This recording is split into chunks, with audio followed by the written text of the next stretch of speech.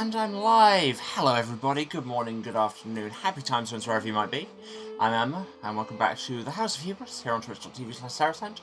Welcome back to Pentiment. Sorry this ran slightly later than planned, given that, you know, we planned it to be later because I was trying to get tickets to Eurovision, which didn't happen, and then it ended up being even later than that because I had to make a meme.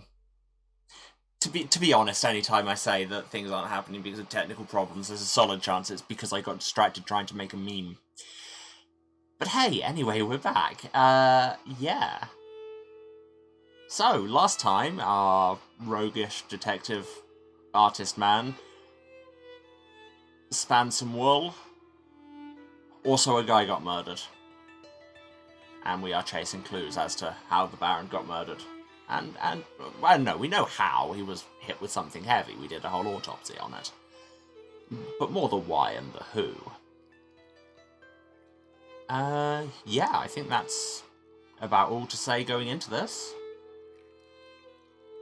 So let's just get on with it, shall we? As ever, warnings for this being a murder mystery and also some adult language. So there will be, you know, discussions of death. And finding someone to eat with, which is what we should do now.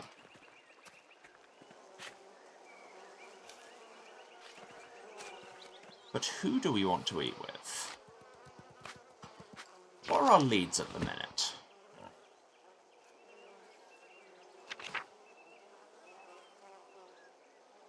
So we need to check out the library at night. Check out that book in the scriptorium. Ottilia Kempferin, curse the Baron, maybe she wants to eat. Lucky had an argument with the Baron, maybe he wants to eat.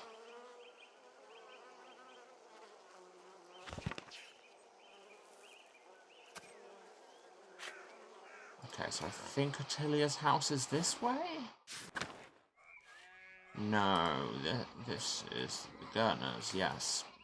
I remember what's happening, honest, I just, you know, don't remember what's happening.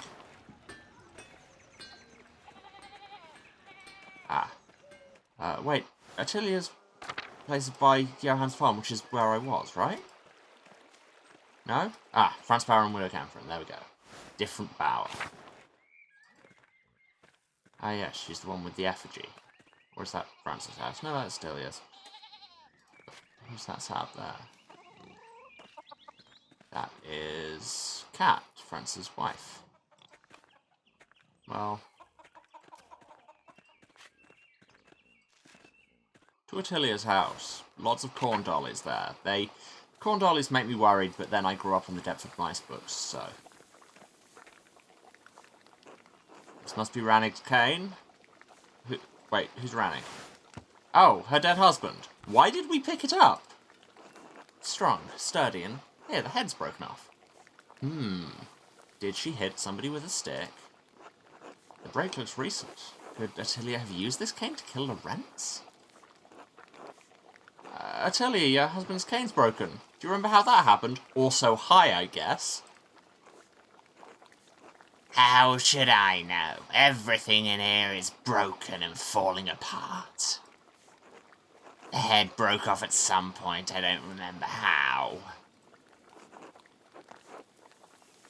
Huh. Alright. Ha!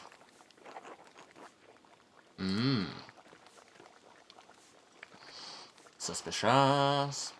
You want something? Well, I mean, I wanted to eat lunch, but if you're going to be like that... Is it lunch, is it dinner? I can't remember what time of day it is. What time of day is it? Sexed. So, that's... Yeah, that's still... That's lunchtime. Cat, will this be a more productive conversation? Oh, I know I gave you a voice last time and I can't remember what it is. Oh yeah, you were... Hello, Master Marlon. Sorry to cause you trouble, but...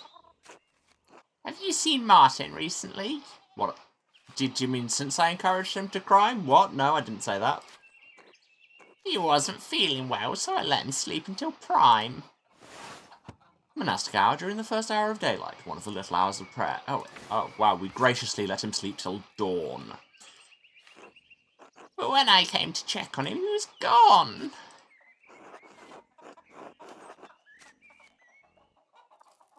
I did see Martin running through the meadow, but this is a delicate situation. I'm not sure how I should handle it. I didn't get a chance to speak with him. I don't know what he was up to, or the boy is clearly trouble. The people in town do not think well of him. Let's not make judgments like that. Could be entirely innocent, but if I tell Kat that I saw him fleeing the Abbey, she might think I think her son killed Lorenz. That could cause her undue stress. It probably wasn't even Martin who did it. He doesn't strike me as the murdering type. Does Kat deserve my honesty or not? No. He's going to be fencing things for us. I should have never seen him. I'm sorry, Kat, I haven't seen him. Why do you ask? He has a history of making poor decisions. Like stealing? It's my great shame.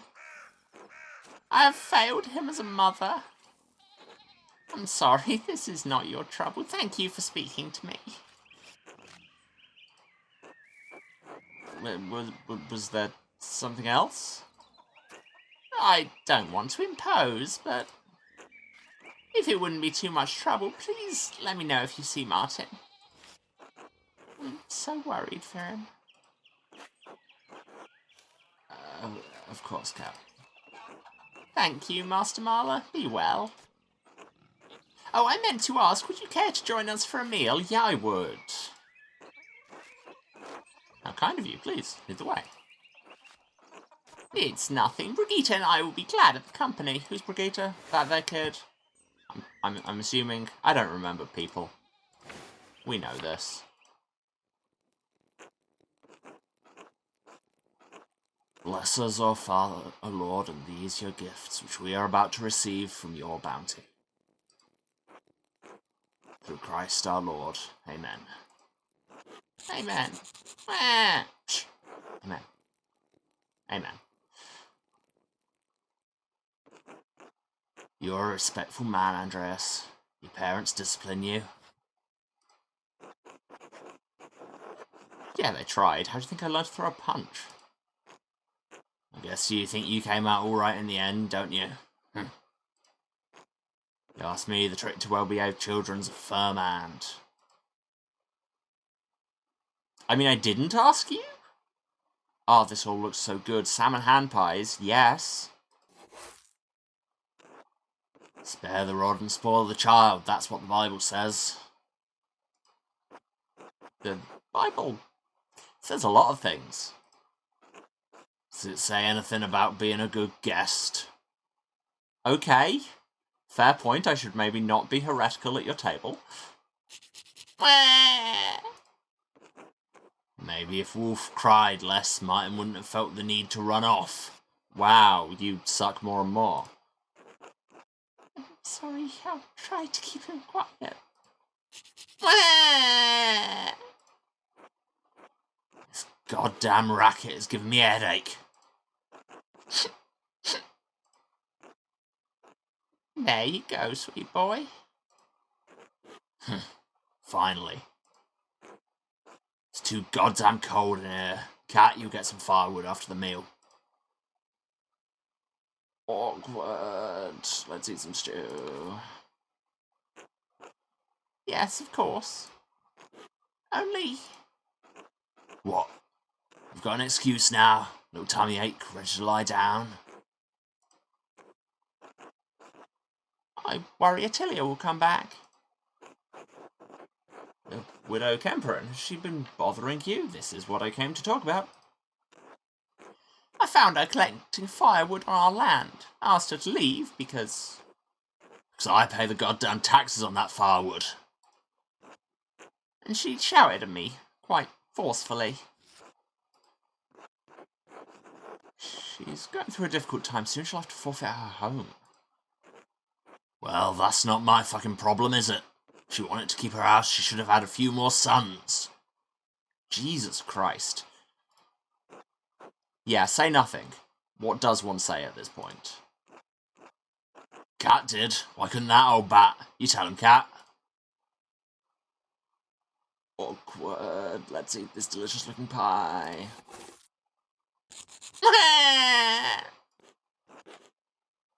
Sorry. Come now, little bear, it's all right. You're a good boy, aren't you?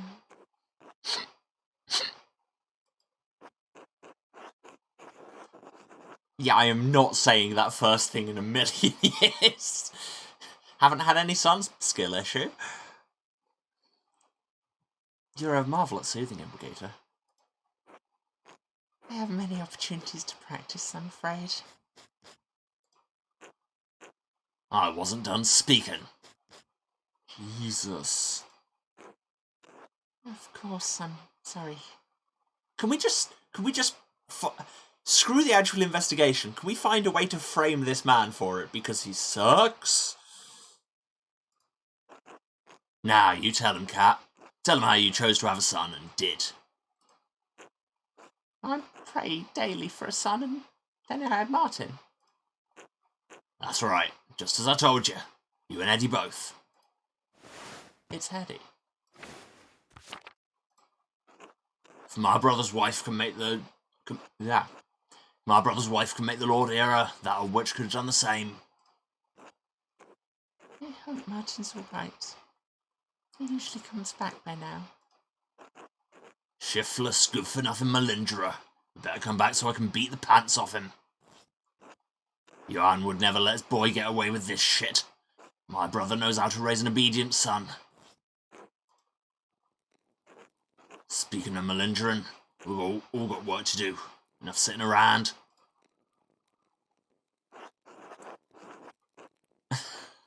Right, I should be off. Thank you for welcoming me at your table. It was illuminating. Oh, thank God.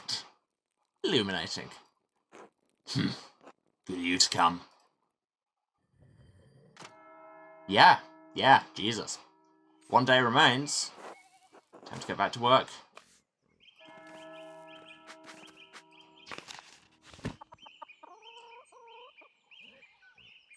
I should see if I can learn how it broke, but how do I do that short of asking her? I think the thing to do now might be head back to the Abbey. And see if I can see what's up with that occult book, because the occultism is a thing I understand. Or Lucky's up by the mill, isn't he?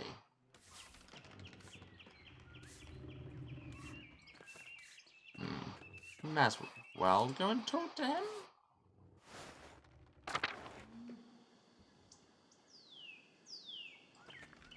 Wait, is Lucky up there? We have this man who also sucks. Did we go up to the ruins? Oh, yeah, we did, I remember this. Okay, Lucky doesn't live up here. Book, where does Lucky live? North of the town commons. Oh no, I guess we're north of the church. Assuming, of course, the top is north.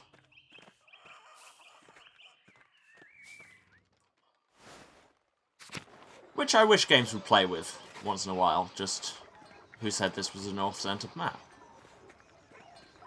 Open your minds.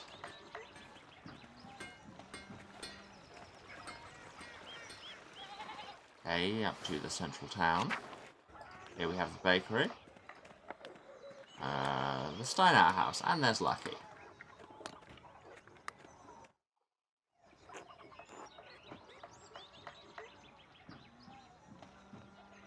Hello, Andreas. I can't remember if he had a voice before, but that's what he sounds like now. Something you need? How are you doing, Lucky? We don't talk much. Andreas, I have things to do. Father Thomas needs me to help out at the church. After that, I'm going fishing with old Otto. It's old Otto.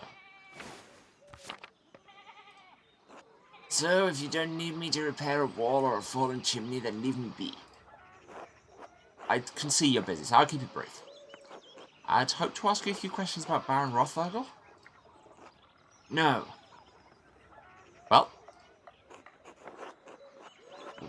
why not? I don't want to. You're a grown man. That should be reason enough for you.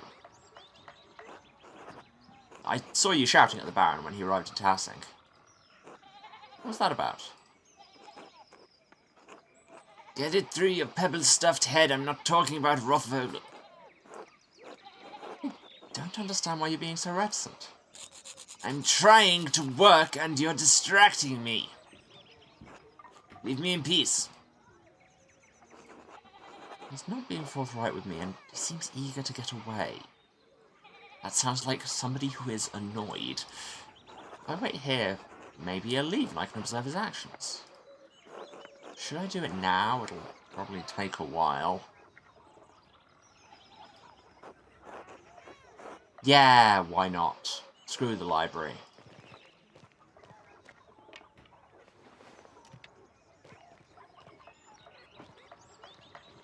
I've followed up on this thread, can't wait to see what his motive was. Well, yeah, I'm assuming this is Agatha Christie rules, where everybody has a motive.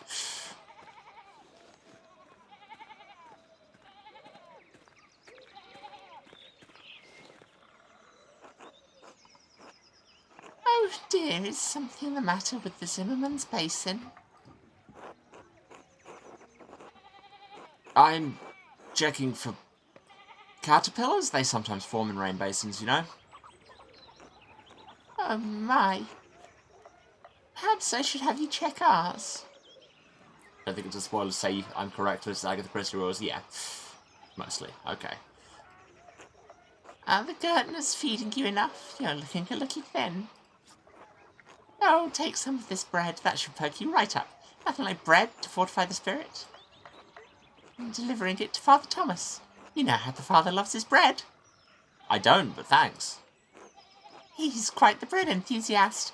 My favourite customer.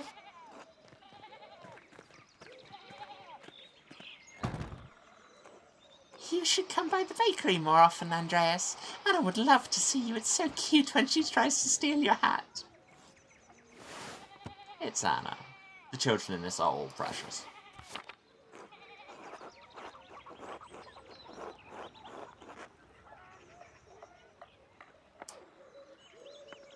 Pardon me, Greb, I just remembered I left the Gurtner's door open. Till later. Oh, of course, until later.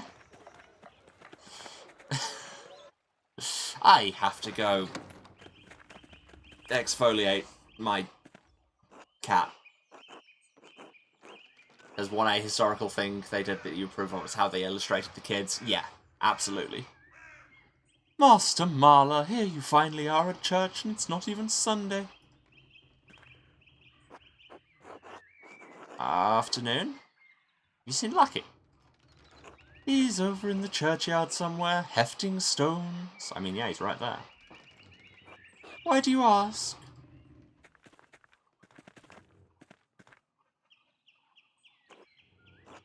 Afternoon, Father Thomas. How's my favourite customer? Ah, Gret, you know I can't live without my rye. You're too kind. Please enjoy it with my well wishes. I should be off. Be well, you two.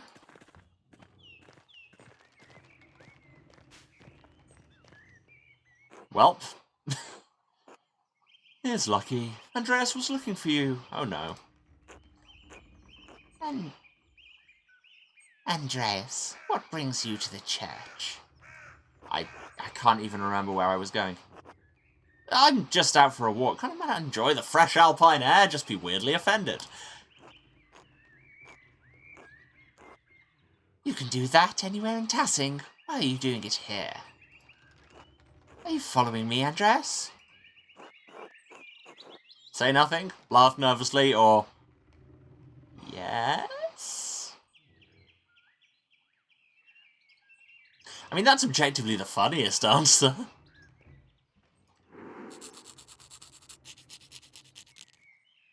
God damn it, I told you to leave me alone! Oh, okay, that was just... I thought we were trying to play it off. Okay, well, that was... could have been better illustrated. Lucky, leave the man be. He and I were talking about the church. All is well. Now tell me, how's my wall? The damage is not difficult to repair. I can do it next week, and I can put the fallen stones back up now. That would be marvelous. I'm sure the lady would appreciate it too. But please, don't risk yourself. Get some younger men to help you. Need a hand, Lucky? Yeah, that went down about as well as could be expected.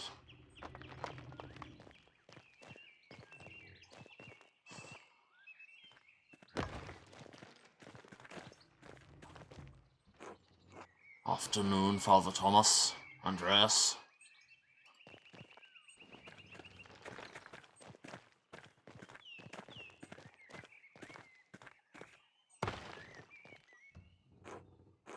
Lucky, see you soon.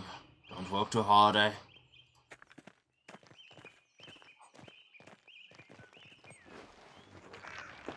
Even at his age, Lucky is quite able. Only Big York can match his strength. Thank you for your labours, Lucky. Wow. Yeah, we may not have handled this the best we could. Tell me, Father Thomas is... Father Thomas might know where the men go fishing. Yeah, I know, I was about to ask that thought. But if I ask him, he'll know I actually am following Lucky, which he could tell Lucky later. Lucky would be unhappy about that, especially since I already said I was following him. He'd be furious if rumour got around town that I suspect him of killing Rance. And it's not a good idea to get on the bad side of a man who's so strong. Even if I'm no slouch myself. Plausible deniability! Goodbye, Father.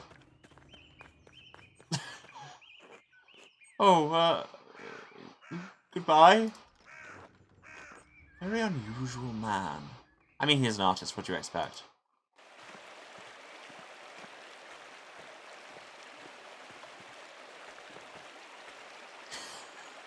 Hide in a hollow tree.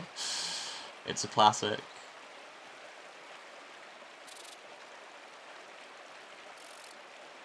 There's a beetle. Get rid of the beetle.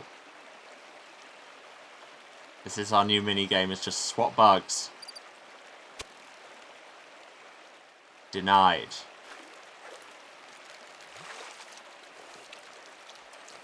You never got this? It's good to know that there's so much branching content.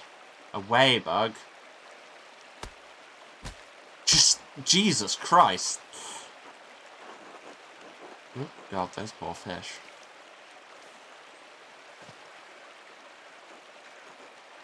Until later, Otto?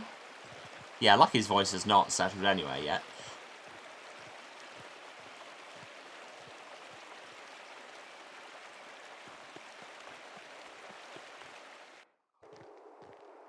Having spent part of my childhood in coastal Florida, there are better ways to kill a fish. Yeah, I'm sure. Though he is really into rocks. Speaking of, here he is at a rock.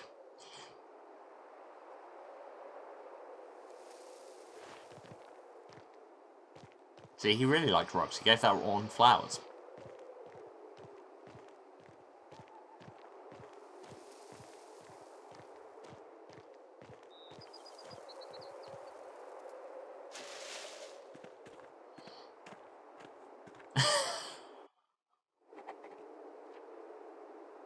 Trying to figure out how to trigger the plot related to that. Well, now you know. Here we are at the mine. It's a mine, Tassing's old salt mine, how the town made money before the Imperial Road opened up. And here there's a gravestone with some flowers. Zwei Unschuldige, 2 innocents. That's strange, are there 2 people buried here? Children, perhaps? Could they be Lucky's children? Why would they be buried outside of the churchyard, then? It's almost like someone was trying to hide them. Oh, and he left a note with the flowers. Gedenkt des Mädchens. Ein Grad für 2 Unschuldige. Der rote Vogel fliegt. Metzger Capital House. Remember the girl, one grave for 2 innocents, the red bird flies, Matins chapter. Isn't that the same as what the other note said?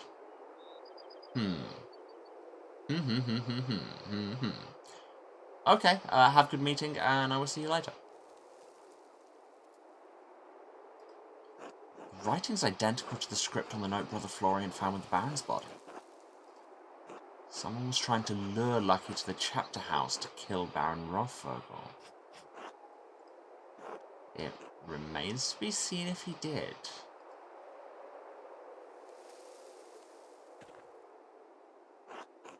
Damn, I've lost Lucky. But I found plot. This grave does seem important to him, but could it be motive enough for him to kill Lorenz? Yeah, what I'm seeing here is his kids died because of something Lorenz did, and somebody else who knows that is using these notes to try and lure them to the same place and make Lucky do the murder, but then I'm guessing he didn't? I mean, partly that's just me doing storyteller head. What would make an interesting narrative? I won't know until I figure out who's buried here. But hey, now it is Vespers, my dude. I should find someone to eat with. Because once again, a man cannot simply eat alone. At the end of Lucky's fishing session with old Otto, Lucky went down to the old salt mine, saw him kneel and lay flowers by a small grave. After I left, he read the gravestone. The script said 2 innocents. What could that mean? Oh, we've got new people, have we? Oh, it's Wolf Bauer, infant son of Martin and Brigitte. Cute.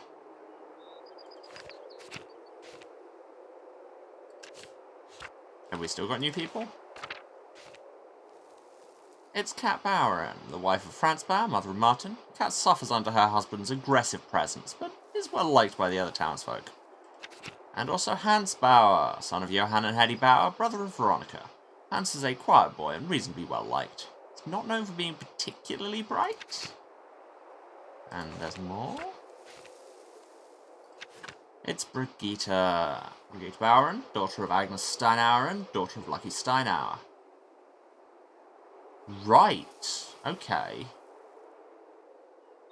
Wife of Martin Bauer, mother of Wolf. She lives with her husband on their farm, close friends with Veronica Bauer. Okay, so we know Lucky had at least one daughter on account of she lives here and she's Martin's mother-in-law. Right, the midwife, okay. There's a whole family tree of people here. This is like when I used to read sagas. And out at the waterfall. Where water do fall. How's this tree trunk going? Rotten and full of bugs? I know, it wasn't great when we were sitting in it. Now, we're at the forest. We could go and see Smokey and Thing. Václav again, but let's keep looking around. Here at the Shrine of St. Satya, anything interesting? Carving of St. Satya. It's quite old. I mean, that makes sense. No, nothing of interest. Well, okay then.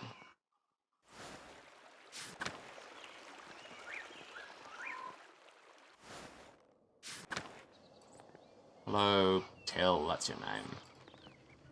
I could go and see if they want company up here, but also I hate this man. Ah, I'm here. Hey, did you have dinner plans? Hello, Master Marla. Paul, how's the drawing going? Hello. Leonard. Andres. Already have other plans, I see. Fair enough. Father Thomas probably won't be inclined to gossip over food. As the Druckers, I mean, we've already had dinner with them.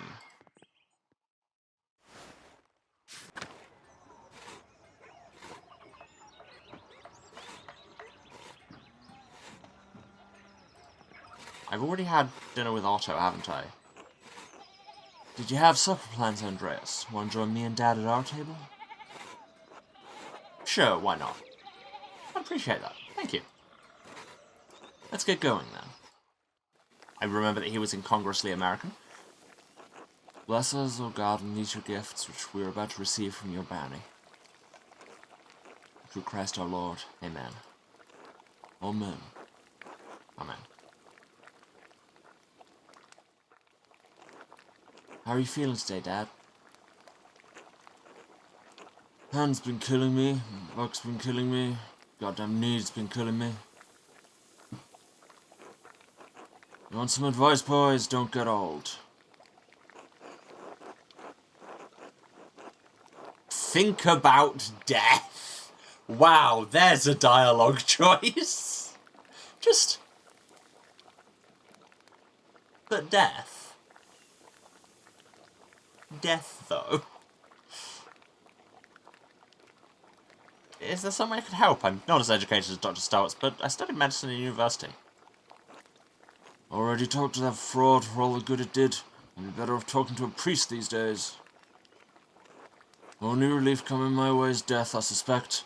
Farmer's fate ages you beyond your years. Just look at my boy here. Works too hard, he does, but what choice does he have? None, with the abbot breathing down my neck. Tell you he wants me to replace the roof on his house next? Didn't you just replace the one in the scriptorium? No, I know what a scriptorium is, game. Yeah, and I made a mess of my shoulder doing it. The way that bastard Gurnard orders me around, you'd think I'm one of his little monks. I accidentally ate something. My mouse wasn't where I thought it was. You clearly came in at the right time. I mean, it's dinner time. He works you like a dog and says, for the glory of the Lord. It's not right. It's not. I agree. Easy enough for you to say when it's my work that keeps you warm when you're scribbling away in that scriptorium.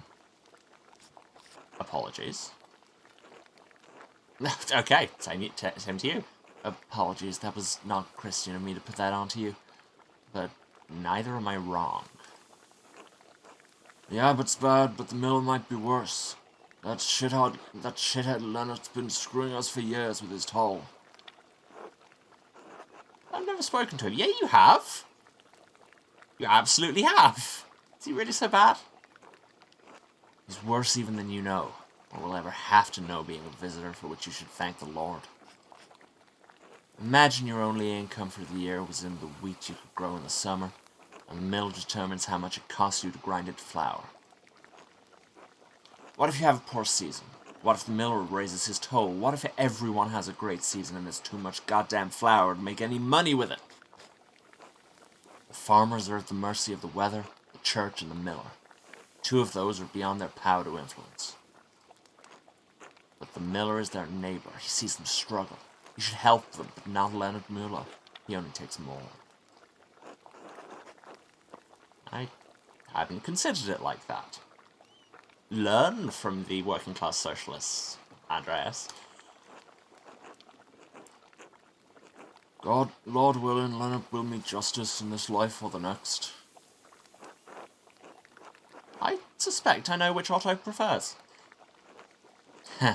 You accusing me of unchristian behaviour, Master Marlowe? On to more pleasant pastures, eh? See any of these nuns while you were working, Otto? Dad? We have some salmon, we have some bread. Let's eat some salmon. I remember that Cecilia woman being pleasant to look at back when I worked up there. Pay much attention to the nuns, old Otto? Oh, I pay attention to everything now that I can't work. Lots to see in the world. Like... nuns. Yeah, let's not just randomly be harsh. Other pretty sisters up there as well. Sometimes they catch the wrong man's eye. Do tell. Shame what happened to that one a while back. Glad she came back, though. What happened? Which sister? Eat bread. It's a sad story and not our place to share.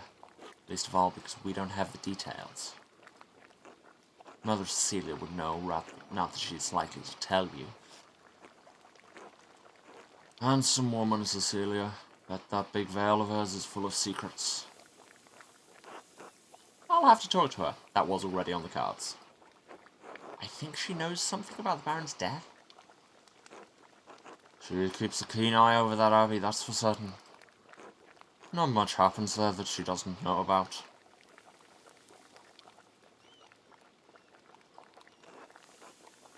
You've already heard all of the town's secrets since you've been to the Spinning Bee. Right, listening to those women gossip is enough to send any man running. Hey son, I need to lay down. Why don't you say goodbye to your friend here? Sorry, Andreas, the old man needs his rest. Rest well, old Otto. Don't know what you mean. Ain't any old men in this house. And now it is night. 17 hours remain.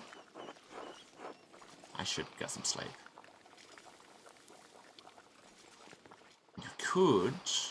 You could infiltrate a library. Infiltrating a library.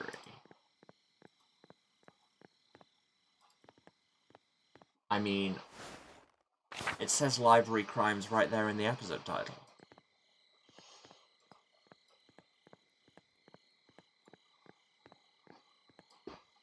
If I didn't actually commit some library crimes, that would be false advertising, which is arguably the greater crime. Can I get into the scriptorium? Oh, also I should say about seeing Cecilia.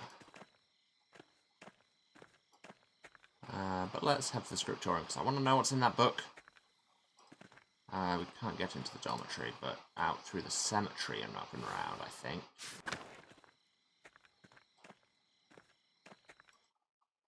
Up to the Bailey. Into the scriptorium, not locked. Hurrah. And here is book. I wonder what Prior Ferenc was doing with this book.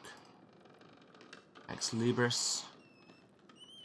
Universitas. So, University of that's...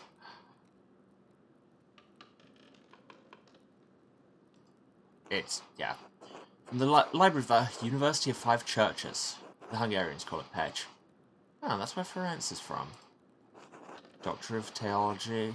Why did I say Theology? It's because I was looking at German. Doctor of Theology, Georg of Gran. A friend of his? Or did he steal?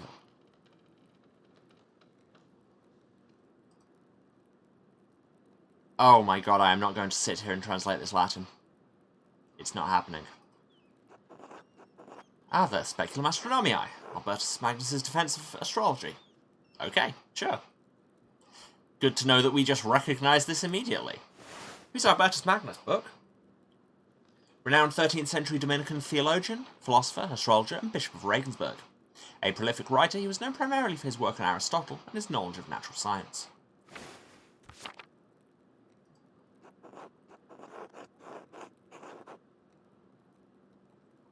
Bastard script. Burgundian? Flemish. But not from here, and not recently. And we've been correcting it. That's definitely Ferenc's handwriting between the lines and in the margins. Is he notating the text for his personal use? In any case, it's a thorough commentary.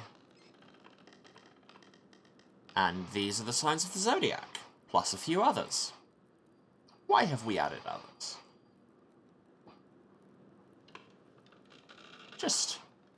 I reject your zodiac and substitute my own. Oh wait, no. Brain?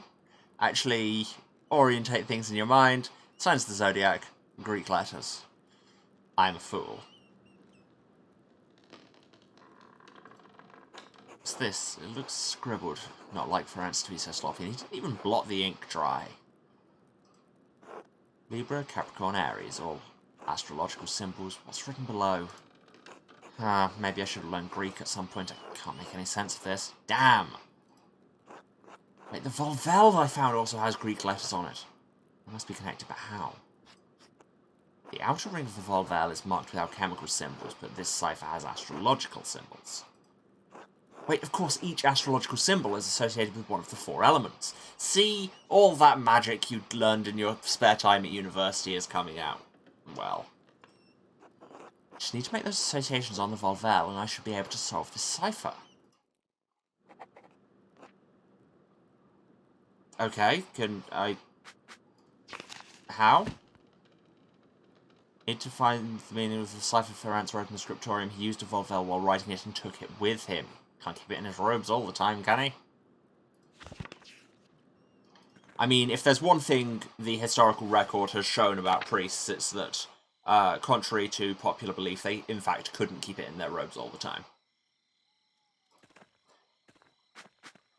How do I get to his house? Because it was just on the table the last I saw. Oh, it's literally just up the road here. Oh, it's literally this building. Hello, Prior. I mean, what? I'm not here. Now that I know the connection between the astrological symbols on the cipher and the elemental symbols on the Volvel, Ferenc knows it should be easy to decipher. Okay, so, Libra is an air sign. Yellow is air. And then Omega, lowercase omega is H.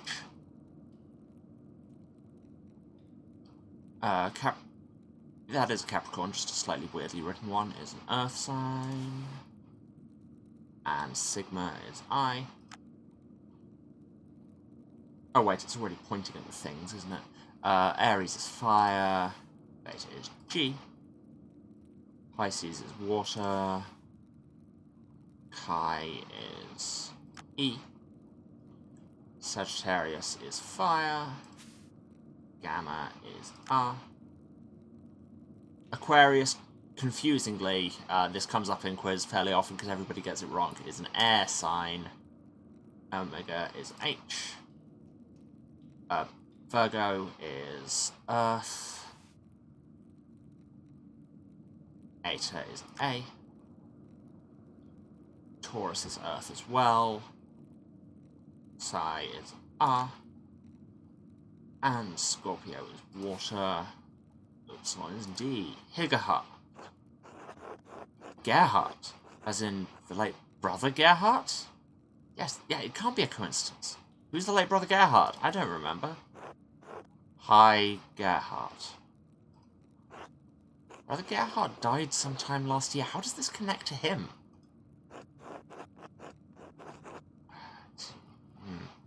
Is it an anagram using Gerhardt's name? Huh. I mean, that absolutely looks like an anagram.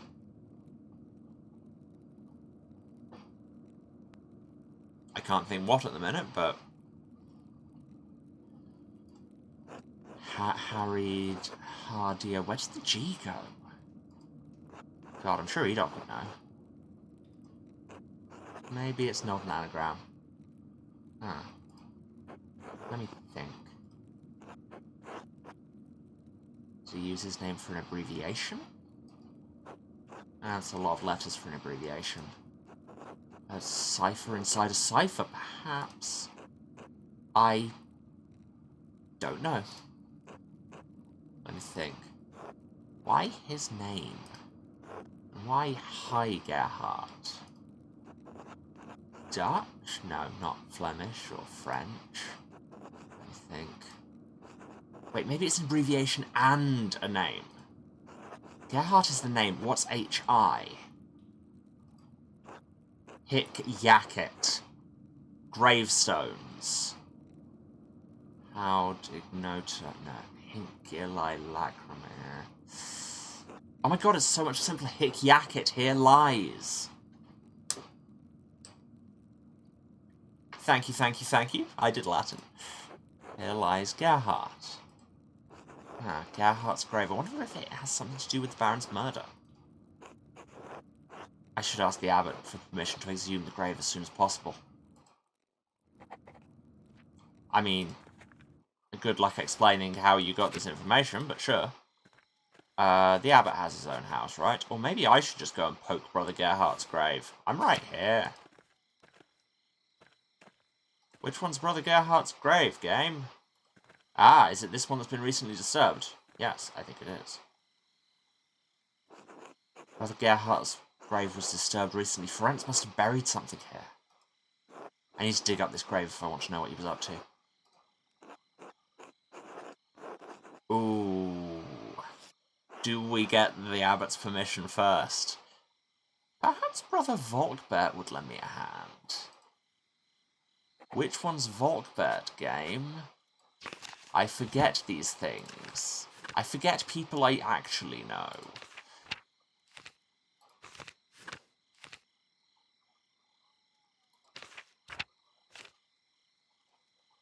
Volkbert. Novice of Kirsau. Innocent, naive, given odd jobs around the abbey. Okay, we probably shouldn't get him involved. Maybe I should talk to the abbot. Or now that I made that thought, do I have to do the thing? No. So, I suppose I could ask Brother Volkbert to dig out with the abbot's permission. He might get in trouble. Maybe I could even tempt Otto Zimmerman into helping me. Or maybe I should just go and actually ask.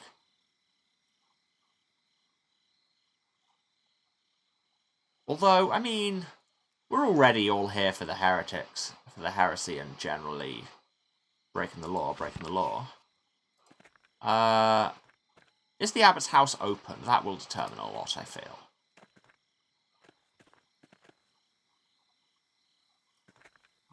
Is it this way there's an exit? No, it is through the animal pens and then left. Right? Yes.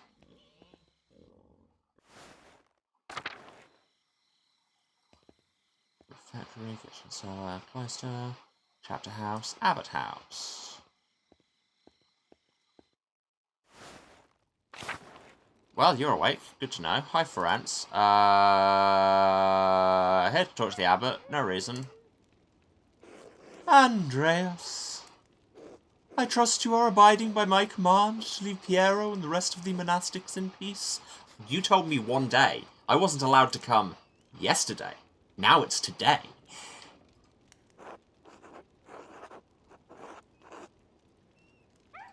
Father Gernot's in a difficult position. He hasn't been at the abbot long, and he's young. The elder monks don't respect him. Friend of the Prince Bishop murdered under the roof of his abbey. It doesn't look good.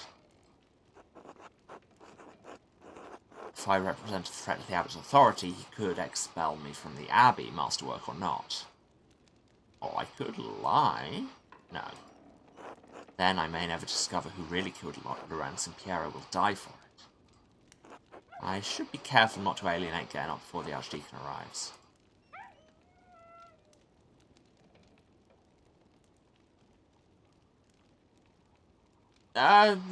Maybe. Have you made any progress in finding the Baron's true murderer?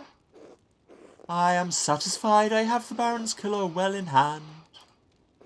And, if I am not mistaken, truth is for the Archdeacon to uncover. Not a journeyman artist who is not even a part of this community.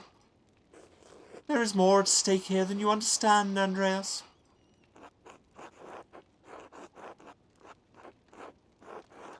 Given that I am not the Lord and don't have perfect understanding of all things, of course that's the case. Which is why I've come to you with a request. And? I have reason to believe. Oh, now the question here is, do we immediately just dick on Ferenc? Ferenc is Gernot's assistant. Suggesting Ferenc might have killed Lorenz might anger the abbot if the two are close. The brothers chose Gernot over Ferenc because they didn't find Ferenc trustworthy. Gernot might not either. Let's... yeah, sure. I could keep Ferenc's name out of it entirely, but then my reasoning would sound rather vague. I have reason to believe Prior Ferenc has hidden something in Brother Gerhardt's grave, and I'd like to dig it up. Hi, Ferenc. What does that have to do with the death of Baron Rothvogel? I suspect the weapon used to murder the Baron may be buried there. Baron Rothvogel was stabbed. We know the murder weapon used to kill him. Brother Piero was found holding it. The Baron's stab wound was self-inflicted. He was killed by a blow to the head. How do you know this? I recall telling you to stay off Abbey grounds after the body was discovered. Again, you told me I couldn't come here yesterday.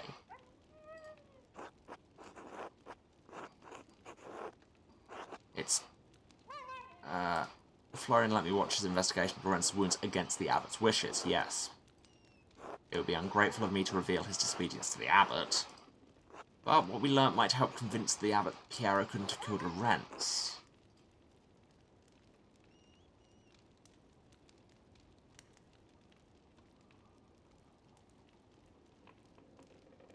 Heck, the police. I examined his body with Brother Florian. Now, I don't like knocking on people. The conflict. The conflict. Do I knock or do I vague? I mean, I've already knocked on one person.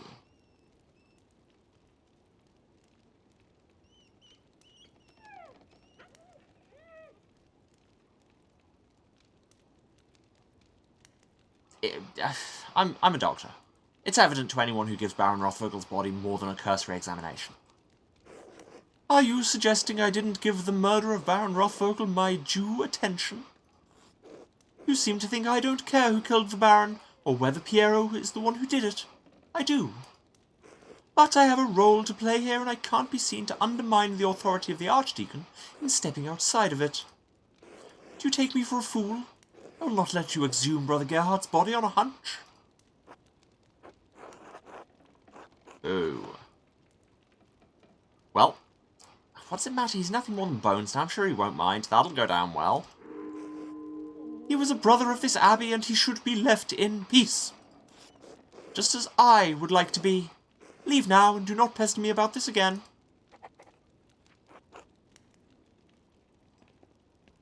Well, that went great.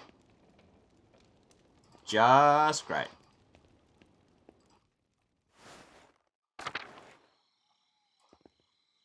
So what you're saying is I should find somebody else to do it and then just do it anyway? Volkbert works at the kitchens, right?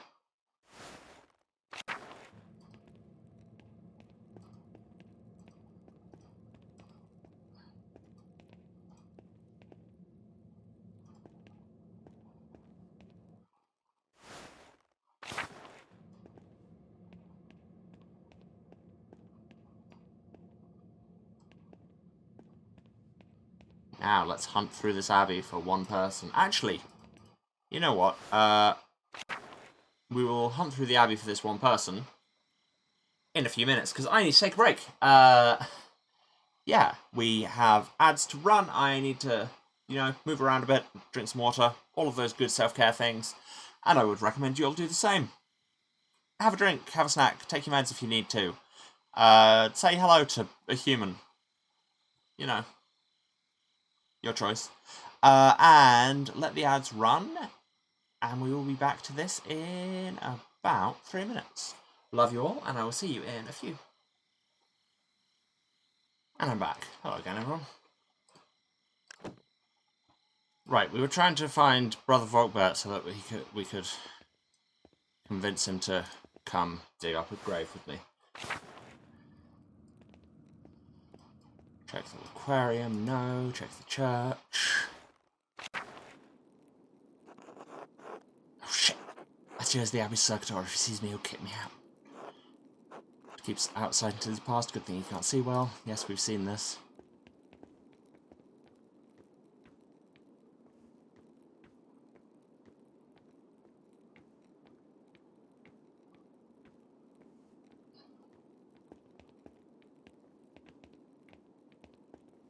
Now, Volkbert will probably be in bed, actually, in the dormitory, where I can't go.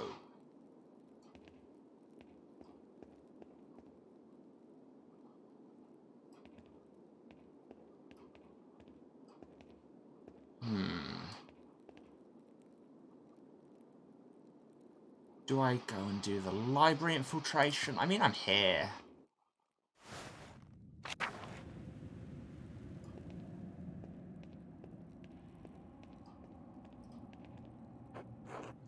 God, these stairs can take a while to find the records I need. Listen to him tomorrow morning unless I turn back now. Go to the library.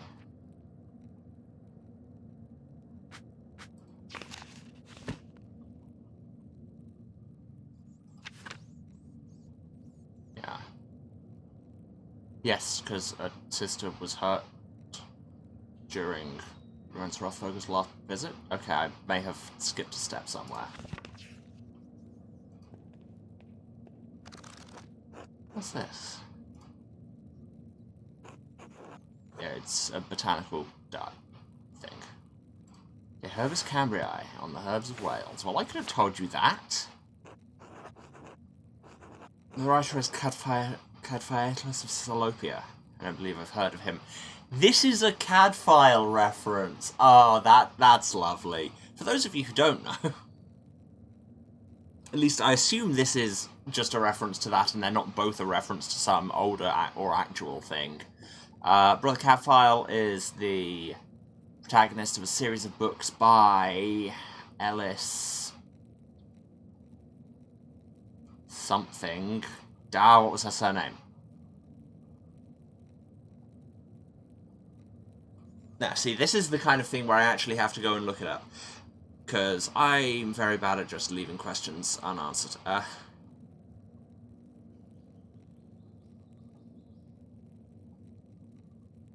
Ellis Peters. That's it. Ah, not her real name. I didn't know that. But yes, he is a Welsh monk, doctor, and amateur detective in a series of murder mysteries. They're quite good. There was a TV version with Derek Jacobi back in the day. Set in, like, the early 15th century. But yeah. So, clearly this has a lot of creative influence there, and it's nice to have the shout-out. Interesting. He writes about Butcher's broom. The Greeks used it to aid with urination and defecation. This author claims it can also help with the reduction of swelling. He seems to be speaking from experience. A wonderful hidden treasure for the Abbey. Not hidden anymore. For I, the uncoverer of secrets, am here. To steal. And generally... Well, no, just that first thing. More papers. Papers. Delicious. What do we have here? A bifolium from Mysteria Astra. I've read a number of treatises on astronomy, but I've never heard of this one. Seems rudimentary, examining the connection between astrological signs and the elements and their basic relationship to alchemy. Is this so that you could decipher the Volvel even if you weren't already an astrology scholar, like me? Each sign is governed by one of the four elements. Cancer, Scorpio, and Pisces are the water signs. Capricorn, Taurus, and Virgo are earth signs, and so on. Cuts off there. The next page is about something else entirely. Sister Illuminata must be trying to reconstruct the larger text. Those 2 pages were interesting enough, I suppose, but quite basic. Wait, that's the connection? Yeah, we know that's the connection. We already knew that. This must be the text he referenced to create his cipher. Interesting. Or he just knew it. You just knew it. That would have been much simpler to solve if I'd seen this first. It wasn't hard.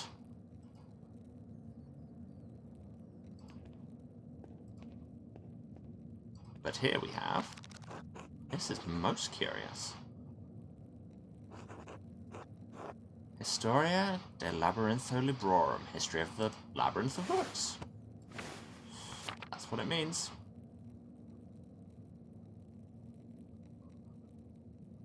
Relationship between different countries.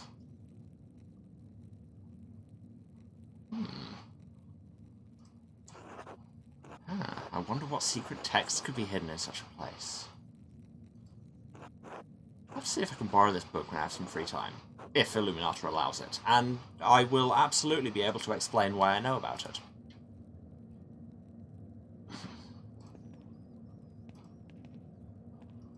But up the stairs again, we have more book. We put the morb into more book. This looks promising. The Familiaris of the Sisters of Kearsau Abbey, yes. Mother Catherine was the first to enter records, it looks like, almost 50 years ago. Sister Hildegard from the Gelderic family in Ravensburg, quite wealthy. Looks like she became the prioress after Mother Catherine. Mother Hildegard, oh, it's the same person. Sister Cecilia Adelheid. Oh, this is Mother Cecilia's record. Wait, she's from the Welser family? They're one of the most powerful families in Augsburg. Looks like her family donates a lot of money to Kearsau every year. More than my family sees in 10. Sister Gertrude? From Hoff, the herbalist, yeah. Her father's an apothecary, that explains it. Okay, this looks like it'll be our important fact, but I'm skipping ahead to Sister Illuminata. This should be interesting. Sister Illuminata. Named Angeline, from the Capocci family in Perugia, so probably Angelina, not Angeline. Looks like they have some connection to Kearsau through an old abbot, Rudolph. Her family donates money to the abbey every year as well. Matilda. Oblate, yes, the nun's cellarer. She came from Campton. Oh, I could have clicked on cellarer, I only saw that as I went away. Merchant family, they donated pigments to use in the scriptorium. Quite thoughtful. I'll have to thank them if I ever get the chance. But what's this fact? Ah, this note says Sister Matilda left the abbey for several months. Are we talking typical pregnancy disappearance? Why would she go to a hermitage? It seems strange that she's the only entry with such a note. The dates. 3 years ago, this was just before Father Matthias died. Which means it was around the time Baron Rothvogel visited. I should ask Sister Matilda about this. Maybe Mother Cecilia as well. But here we have Sophie from Birgitz. Her family is poor, but they donated flour.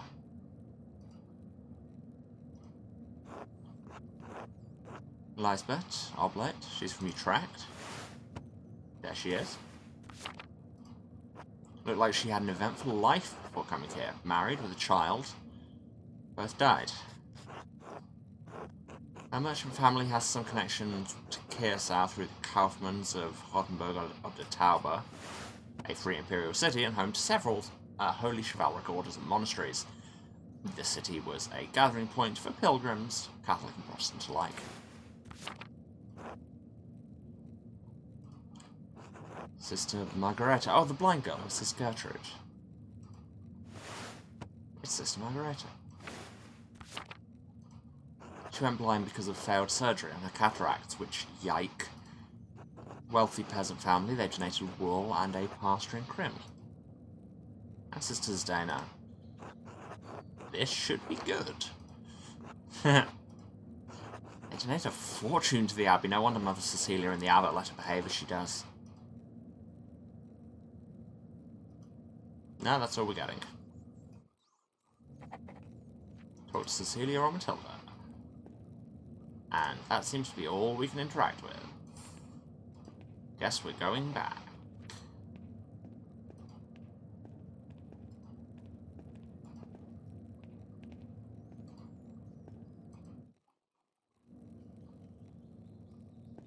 Cutscene. This worries me.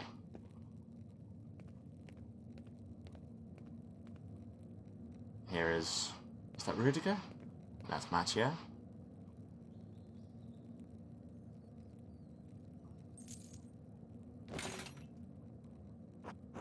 What's in the... what? Fair enough. Shit.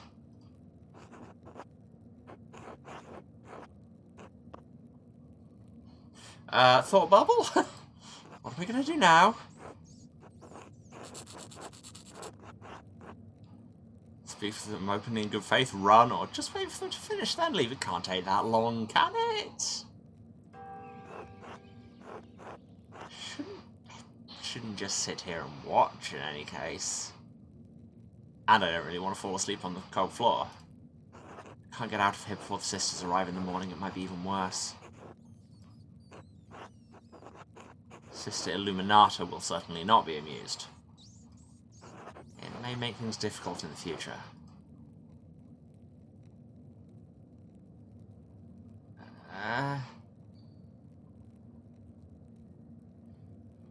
I get the feeling that if I talk to them, I'll say something awful.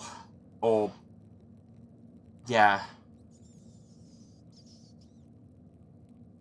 But if I run away, it looks like I'm going to blackmail them or something. Ah, what harm could words do? This is a bad idea. Oh, well, hello. Good evening. What? What are you doing here? Andreas, what is the meaning of this? Did you follow us in here?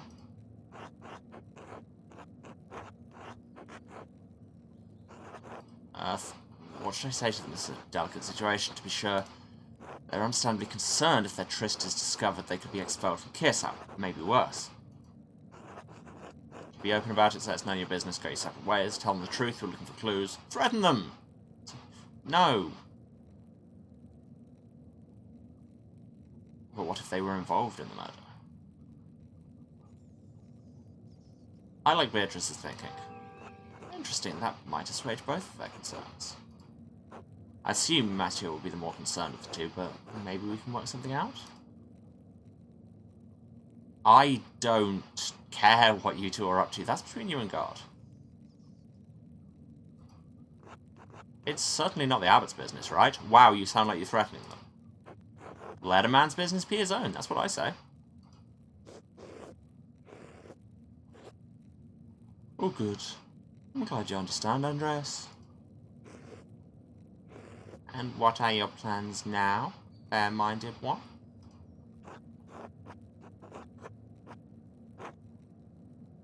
No plans other than leaving. No one has to know anything happened here. Fine, but there are conditions. I know you're eager to finish your masterpiece as well as your commissions from the abbot. Both of which would be difficult if you were expelled from the abbey on credible suspicion of theft from the library. Yes, we both have dirt on each other. Oh, surely that isn't necessary. I disagree. Andreas? A secret for a secret? Accept. Ah, you're a good man, Andreas Mahler. Then we are agreed. We should go. Good night, Andreas.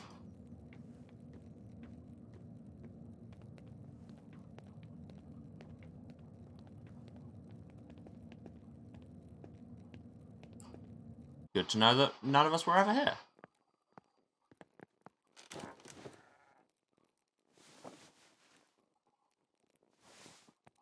That was the most half-assed stretch I have ever seen, Andreas. Come on, you'll never do your back any favours that way.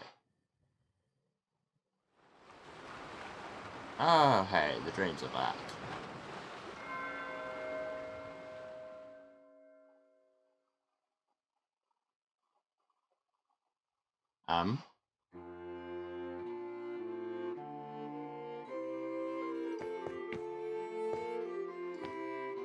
Here I am in the Ringed City. This was my favourite bit of Dark Souls 3. Andreas, when are you coming home? Dad, I'll be home soon. I just need to finish this commission for the Abbey. Good, good. But finish that masterpiece too. It's time for you to get on with your career. Yes, of course. You're not going to quit this like you quit university, are you? Haha! No, of course not. Good. If it weren't for the work I did for the rector, you never would have had the opportunity. Most people never get a second chance after they throw something away like that. I know, Dad. I'll see you when you get back. Sure. Alright.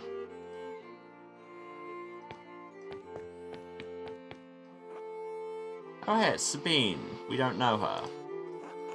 Oh, it's you. I only have the picture of you, the one my brother Daniel made.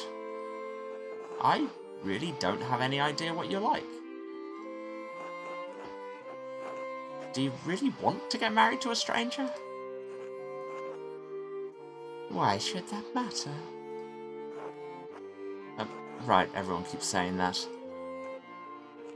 That's why I'm saying it to you now. Because I'm saying it to myself. Exactly. Huh. I'll see you soon, Andreas. For real, I mean. Suppose that's true. Until then.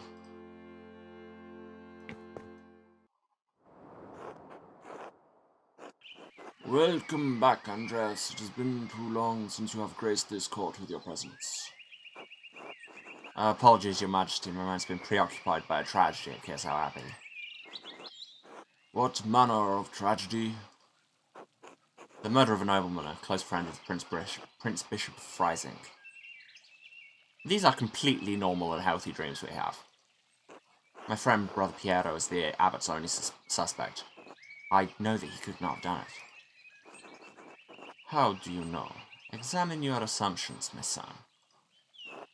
In addition to having no motive and violence not being part of his character, he's not physically capable of the act. He's of limited strength and has a palsy in his hand that makes holding a paintbrush difficult. It's inconceivable that he would have the strength and resolve to kill the Baron with a blow to the head. A whole lot of inconceivable shit happens on this hell of an earth, Andreas! I mean, he's got a point. I do not deny that it is possible, but I believe it is extremely improbable. So, what do you intend to do about it? When I'm brought before the Archdeacon, I'll tell him what I know about other people who had motives to kill the Baron. I have to believe we'll see there are much more likely suspects than Piero. Why have you taken this task upon yourself?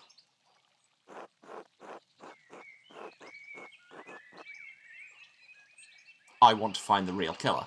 Let's be real. We've established that this is magic, science, crime Andreas, who doesn't really care about people or the law so much as things and knowing things.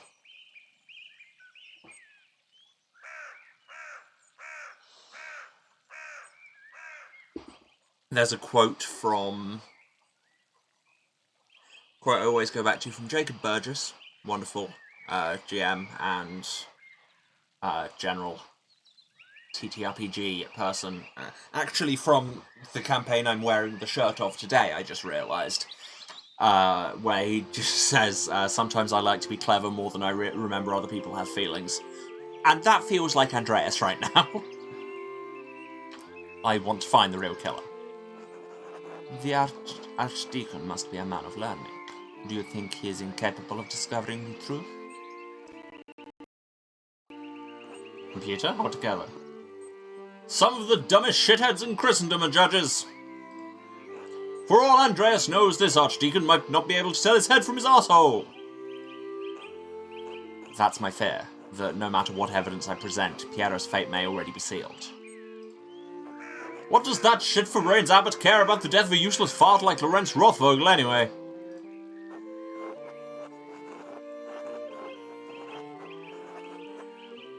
Being too hard on the abbot, Baron had many good qualities. Can't disagree with your assessment of them. All powerful people get upset when other powerful people are murdered. This could threaten the existence of the Abbey, and thus my job. That seems like a reasonable thing. Oh no, the Abbey! Who gives a damn about those hypocritical assholes?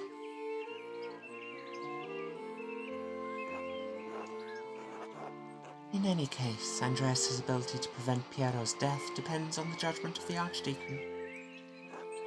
Wise or foolish, corrupt or just, the Archdeacon will be the first and possibly final arbiter of Piero's guilt. Andreas must win the Archdeacon to his side, using the tools favoured by certain men such as him. Reason? Ha! When's the last time you met a man who was truly ruled by reason? Authority? Despite your talent, you are merely an artist. He has been invested with power by the Prince Bishop of Freising. You have no authority with him. Wisdom? Wisdom can be shared, but the audience may not comprehend it. Honesty? You must be honest in all things, Andreas, but many are not willing to accept the truth. And the cost of honesty can be high. If reason, wisdom, authority, and honesty cannot triumph, what am I left with? Hope. Lies! Truth. Above all, faith in Providence. Well, what do you plan to tell the Archdeacon Andreas? There were other people in Kirsau and Tassing who had motives to kill the Baron. Prior Ferenc feared the Baron would report his occult interests to Inquisitors. How so? Prior Ferenc and the Baron shared a fascination with the occult texts. The Baron was pressuring the Prior into performing a ritual for him while he was visiting Kirsau. When Ferenc refused, the Baron threatened to turn him into the Inquisition. How did you come by this knowledge? I found written evidence, a letter from Ferenc to the Baron, in which he discusses all of these matters. It is a dangerous thing, a monk dabbling in the occult. His very soul could be in danger. Forget the soul, he could have been defrocked, excommunicated, even killed, all for a little curiosity. Let's stay stupid and ignorant, that's what I say, haha! We're well aware. All of this worry over dangerous books started in the University of Paris. It shouldn't even be an issue out here. Whether the proclamation was made by a Bishop of Paris or the Pope himself, the danger remains. Prior Ferenc feared loss of his status, his life, and even God's grace. Men have killed for less. How might the Prior have accomplished the deed? I'm not certain. I haven't found anything that I think he could have used as a weapon. It will be a challenge to convince the Archdeacon that a Prior committed a murder this foul. If you mean to suggest that Ferenc is a suspect, you must find a weapon to convince the Archdeacon. Are there any others you suspect? I've found no other suspects. Well, yeah. You have brought a worthy mystery before this court, Andreas. I pray to God we have granted you the insight you need to face the coming challenge. Thank you, Your Majesty. I'm prepared to meet the day. Before you go, Andreas, there is one more thing to consider. You will be summoned to the Archdeacon to tell him what you know. But you need not tell him everything. Oh, believe me, I know. There is a place for a noble lie. This is not one of them. Why? The Baron is dead. All of the people with a motive to kill him suffered either directly or indirectly from his wickedness. Simply mentioning a name to the Archdeacon may endanger them, whether they had anything to do with the murder or not. Right. No point throwing everyone waist deep into shit. Every time I do that voice, every time I do that laugh, it's turned slightly more into Mickey Mouse. Possibly Banjo-Kazooie. I protest any attempt at deception, but you must ultimately follow your own conscience, Andreas. And Prester John is increasingly getting Russian. Little time remains before you must stand before the Archdeacon. Use it wisely. I will do my best. Until we meet again, Andreas. God be with you. And also with you, Your Majesty.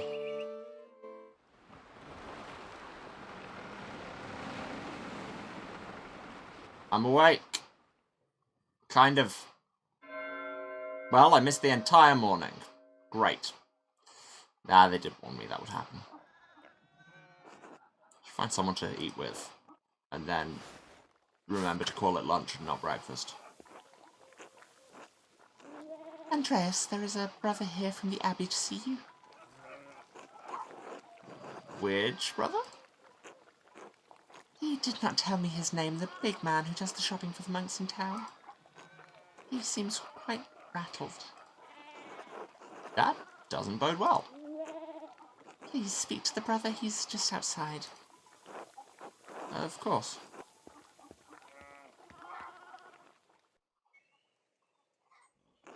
Voislav, that's who I was getting confused with Volkbert. Andreas, Christ, there you are. Brother Voislav, what's the matter? It's the Archdeacon. He's come early, with an entire retinue in tow. Damn. He's questioning everyone who knew the Baron and Brother Piero. I've already told him the little I know. He expects to speak with you today at Nones. He requested you specifically. Don't know where this accent is. I went to the Gärtners of Vespers to try to warn you and you never showed up. Where were you all night? Just... out? Do you know how it is? No, I don't. I'm a monk for Christ's sake. Anyway, he's questioning everyone in the chapter house and he's keenly interested in you. Who's with him? Several men-at-arms, a gaggle of functionaries, and an executioner. I hope your prying has borne fruit, or Piero's neck will meet the sword. I'm well aware of the stakes, thank you. Only had a couple more days. Whatever happens, Piero knows you've been working hard on his behalf, and he's grateful for it. Only... Andreas. What is it? It's just... You know as well as I do the Baron was not a good man. I'm not saying he deserved what he got, just... You think hard about what you tell the Archdeacon, and who you tell him about. Understand?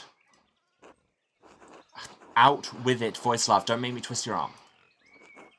All I'm saying is, if in your searching you heard anything about a certain sister, I'd ask you to keep it to yourself. I'll do what I can to protect Sister Matilda from censure. That's all I would ask of you. Be well, Andreas. I will pray for Piero's deliverance tonight. You should as well. Yeah, that kind of Welsh? I don't know. Sometimes you just start doing a voice and see what happens. Well, we may have used our time poorly.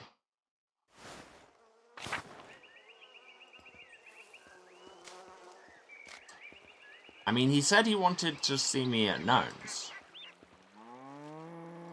What if I decided to just go up there now and see what's around, and also see if anyone fancies digging up a body? Where's Otto's house? Where does Otto live? By the church? Is he? No. In the commons? Hello, old Otto. Is less old Otto around? So I very much doubt you want to dig up a grave. Hello, Otto. Afternoon, Andreas. Heard that Baron friend of yours was killed up the Abbey? My mentor, Brother Piero, has been blamed for the crime. One of the elder brothers, isn't he? Might have met him while I was replacing the scriptorium roof. Seemed an alright sort for a monk. Sorry to hear it. Anyway, did you need something? Otherwise, I got things to do. Do you think you could help me dig up a grave at the Abbey? Why? You think there's something in there that'll prove the old brother's innocent, right? That's it. You're perceptive, Otto. I only listen when people talk. You should try it. Wow. Random backhand. Did you talk to the abbot about this? Mischief wouldn't want to get my grubby hands all over his stuff without his permission. Ooh. How likely is Otto going to be to bite on? He said no, but we should do it anyway. I think we should do that. Actually, he expressly forbade it. Ha! And you still want me to do it? Sure, why not? It'll take a few hours, though, especially if I'm digging alone. You don't care that the abbot said we shouldn't? Why do I give a shit if he gets mad? He's an asshole. Did you want to do this now or not? Let me take care of a few things first. Alright, don't be too long. I got actual work to do. Okay, but I need to eat lunch first, apparently. Damn it.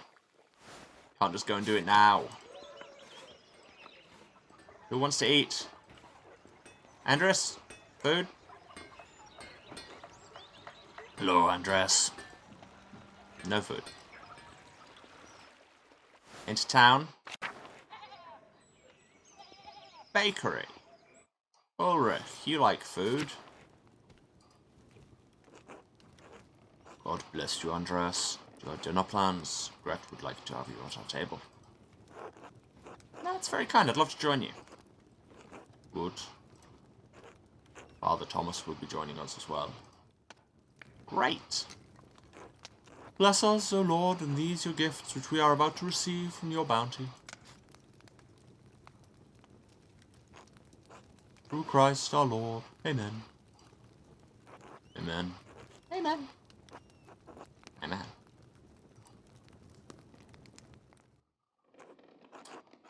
Thank you for joining us, Father Thomas. It is an honor to have you at our table.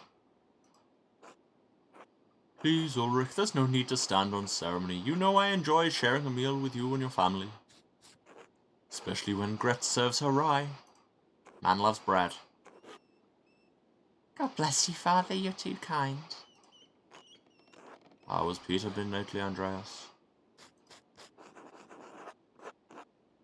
Who's Peter? Oh, the Gertner father. Yeah, bad mood, but nothing unusual for him. Most of the peasants are in a bad mood. Between the miller and the abbot's taxes, they're in an odd place. More than a few of the families are having difficulty paying their bills. I can offer them credit, but I worry about the town's future when times are so hard for them. It's very Christian of you to extend them credit.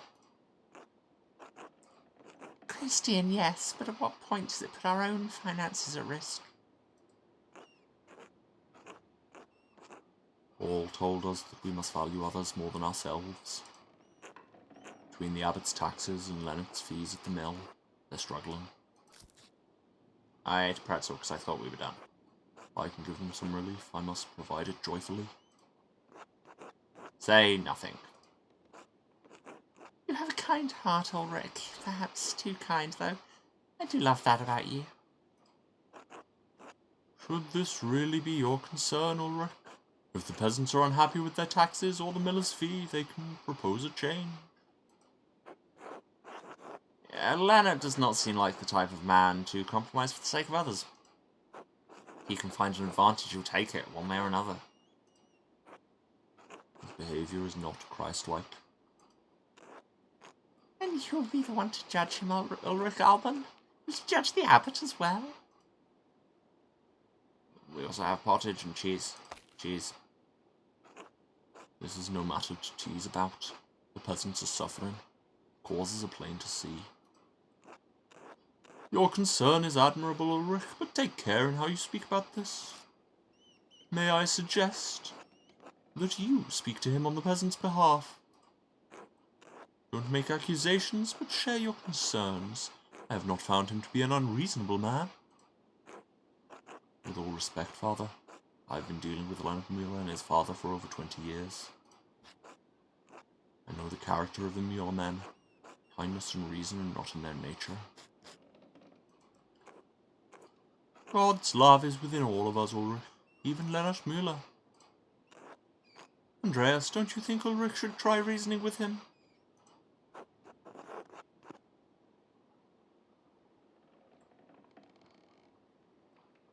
It's worth a try, why not? Not the vigorous support I was hoping for, but it will do, thank you. It's not that easy. I mean no disrespect, but neither of you can understand what the peasants are going through. Oh, did I mention that Sister Matilda came by today to buy bread for the sisters? And now we eat our pottage. She had a dark cloud over her. I think the Baron's death has upset many of the brothers and sisters in the Abbey. I can only imagine a murder that violent, especially of a nobleman. Sister Matilda seems so strong. I don't think I've seen her like this before. Do you speak to her often? Yes, when she comes to buy bread. The Abbey can make some of their own, but we provide the rest. She walks with that Bohemian monk, Brother Voislav. I am not going to dramatically knock over my beer at this. Say nothing. He makes her laugh. Oh my heart, that's lovely. It's not appropriate. But, Father, surely friendship between a brother and sister united in Christ is all right, isn't it? Not if they are sworn to celibacy, no. Father Thomas, do you understand what friendship is? Troubling. Perhaps I should speak to Father Gernot about it. Yeah, let's break up this. Yeah. Well, that was an excellent meal, Gret. Thank you so much for inviting me into your home. Of course, Father, we're always honoured to have you. As you say, I suppose. Well, I should go back to the counter. The Bowerin ladies will be by for their bread soon. Thank you for a seat at your table. It was our pleasure. It's known. We ran out of time. Oh, I was thinking something. I didn't see it. It was probably, oh god, oh god, oh god, I should go and do the thing. Now, can I invite Otto to come and dig the grave now and just ignore the Archdeacon? Is the real question.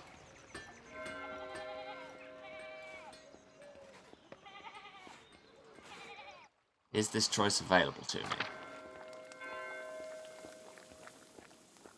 Where the hell is Otto?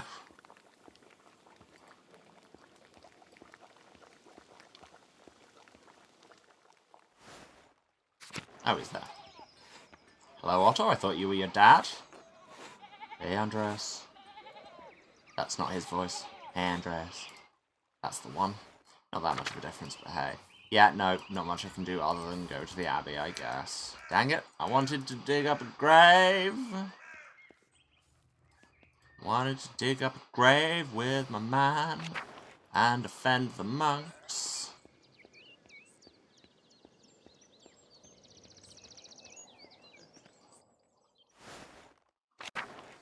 But I guess I've just gotta go with what I've got.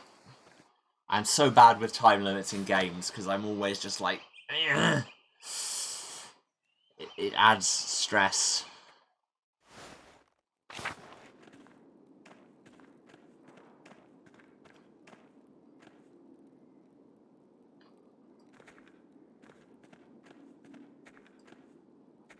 Rudiger, Matcha, is it through the Old Bailey? Matt, where's the chapter house? Yeah, I've gone entirely the wrong way. Okay, dormitory, cloister, then on the left.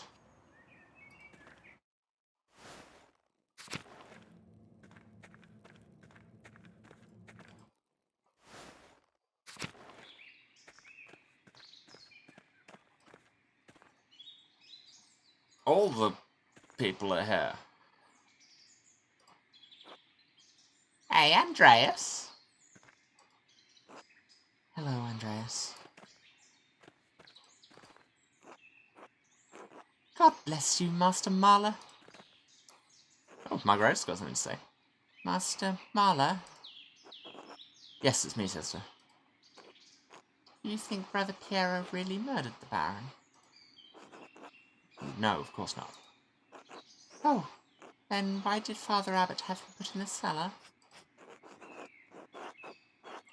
Father Abbot is afraid of what will happen if we can't figure out who the killer really is. Do you think the devil could appear here at Kersau? No, I think people see the devil where they want to see him. Didn't see the devil, but I think I smelled his odour. The night before the Baron was killed, I woke before Matins, and I smelled something in our dormitory. It was strange, moss and sulphur mixed with frankincense and roses. It moved through the room. I wanted to scream, but I was too frightened. And then it was gone. I'm ashamed that I didn't cry out, but I didn't know what to do. Did any of the other sisters smell it? I don't know, but I think they were all asleep. Thank you, Sister Margaret. God bless you, Master Mallow.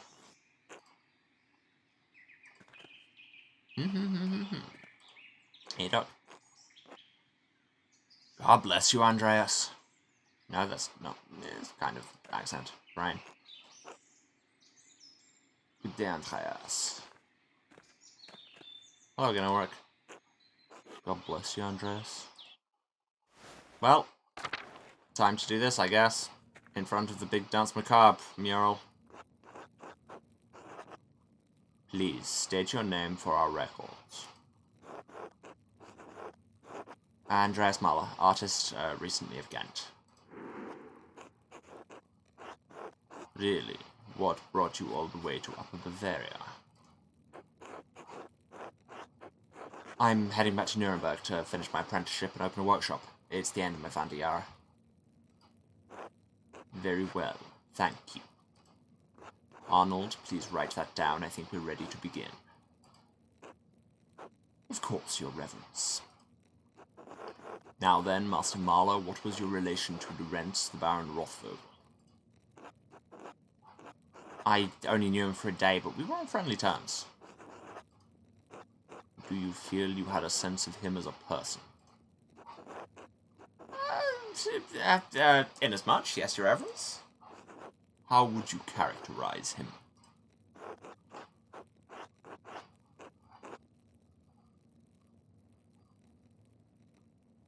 I love revival. These things are all true.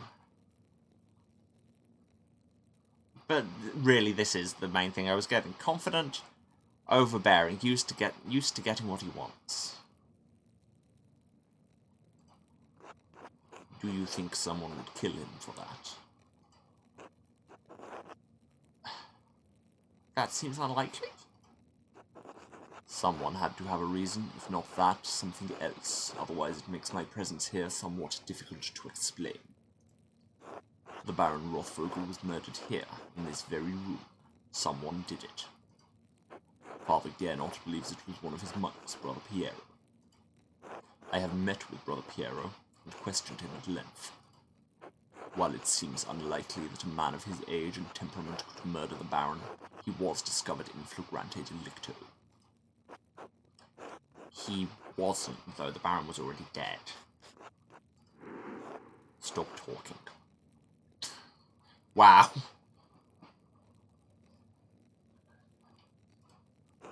If you wish to advocate on behalf of Brother Piero, I should suggest shutting your mouth until I ask you a question. Piero had reasons to resent the Baron. He lost his work, the insistence on discussing the writings of the troublemaker from Wittenberg. And as for his age and infirmity, I myself have read of many cases in which a man of modest strength succumbs to the temptations of the devil. Once seized by a devilish fever, the poor sinner gains an infernal power that allows him to inflict grievous wounds, sometimes fatal. What I am saying is that in spite of the curious circumstances, Brother Piero is the most plausible perpetrator of this most vile act. I understand that you are on friendly terms with Brother Piero, who also interacted with the Baron both in the town and in the Abbey. Did you witness anything that suggests someone else could have murdered Baron Rothvogel?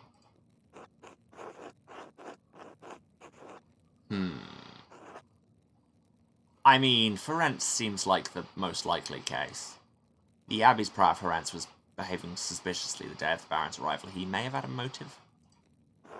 That is an extraordinary claim, Andreas. The abbot speaks highly of the prior, and he oversees both your and Brother Piero's work, does he not? Yes, but Prior Ferenc's role in the scriptorium has little bearing on his motive. An extraordinary claim requires extraordinary evidence for me to take it seriously. Why should I take the word of an artist over a respected officer of this abbey? I can provide evidence of Prior Ferenc's motive. Please do so. Baron Rothvogel and Prior Ferenc were exchanging letters about performing a magical ritual during the Baron's visit. You have proof of this. I have a letter the Prior wrote to the Baron. I just got the achievement Hot Goss. In it, the Prior mentions that he will not perform a ritual for the Baron even if the Baron does follow through on a threat to implicate him to Inquisitors in Innsbruck. An implication of necromancy is a serious matter, and the Prior's position would have been in peril, possibly even his life. And how do you believe Prior Ferenc would have killed the Baron? I pray you will not say it was a magical ritual. I am not certain, Your Reverence. Ah, a troublesome wrinkle. Is there anything else to say about the Prior? On the day that the Baron arrived, I secretly observed Prior Ferenc in the scriptorium. Was this an intentionally covert observation? No, I was working alone and had dropped something on the floor. The Prior didn't know I was there. Very well. Continue. He wrote a note, a cipher in a book. It was associated with a volvel that he used to encode something in it. Yes, what had he encoded? I am not certain, but it is very suspicious. You are certain. We just didn't quite get to the grave. Can you not just tell them, go and dig up the grave? Ugh. Master Marla, could you please confine your remarks to information that leads somewhere useful? Now, do you have any other evidence against the Prior? No, Your Reverence.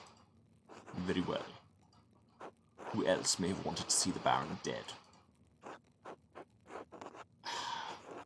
Lucky Steinauer argued with the Baron.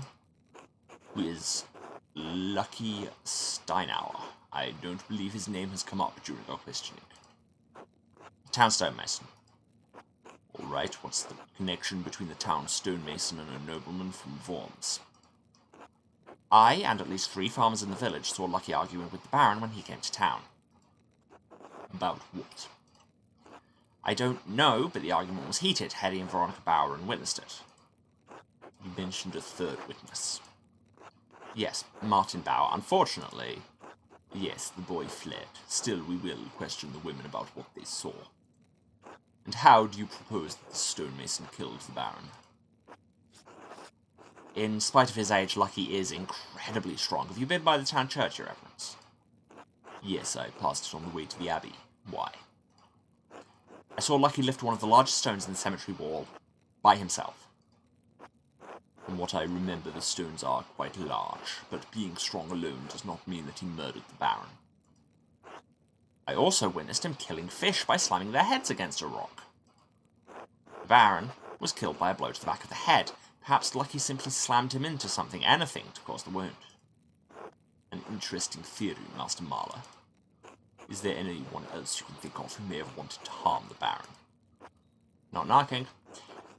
I can think of no one else who could have cause to harm the Baron, Your Reverence. Very well. Are you aware of anything else that might shed some light on this case? Has Brother Florian told you about the note he found in the Baron's clothing? Yes. Brother Florian explained how he came to find it and told me its contents.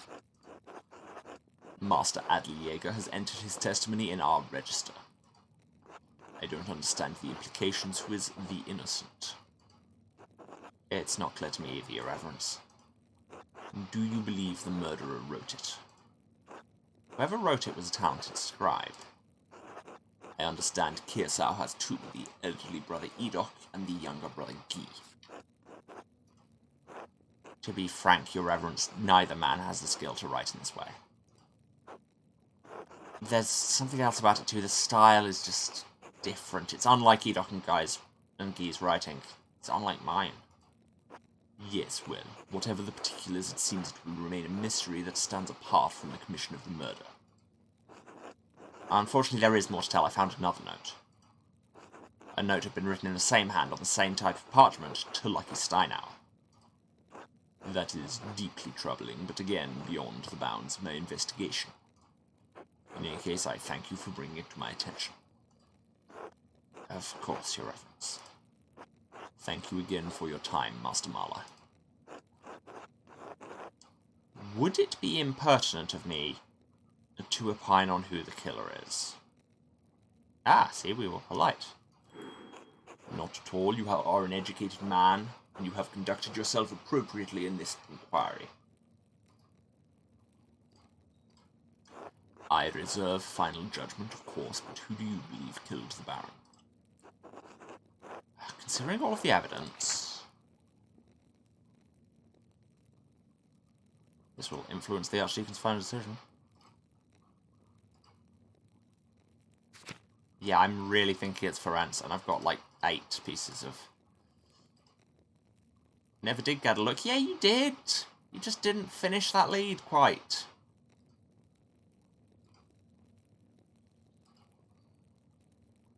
Boo. Anyway. Prior Ferenc, Your Reverence. His behaviour on the day of the Baron's arrival revealed his anxiety about his situation. Noted. Your contributions to this inquiry are appreciated. Thank you for your time and candour. You are quite welcome, Your Reverence. I don't think this is the time to add more words. Until later, Master Marla. Until then, Your Reverence.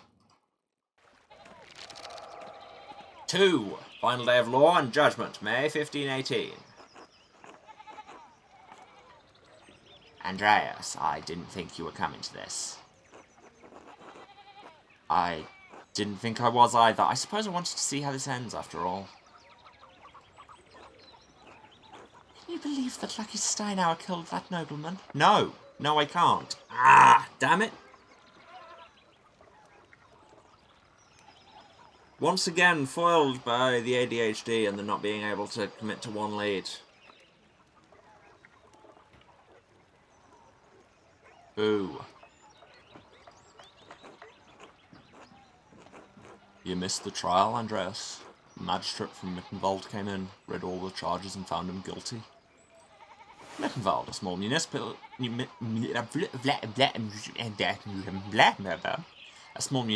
known for its transalpine routes between Augsburg, Innsbruck and Milan. Massive amounts of coin and trade pass through Mittenwald each year.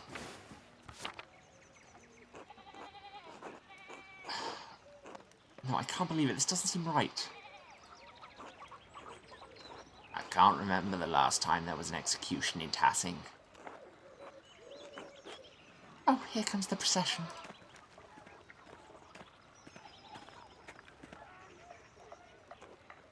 Did I miss anything? No, you're fine. Andreas. Otto. Well, damn it.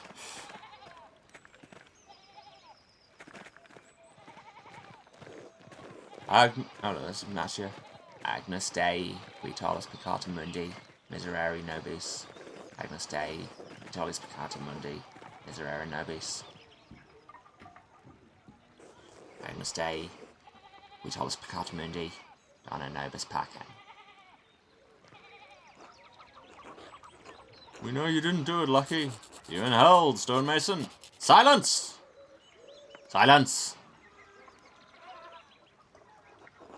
I order the executioner to carry out his duty. I warrant him peace and safe conduct, whatever may befall him.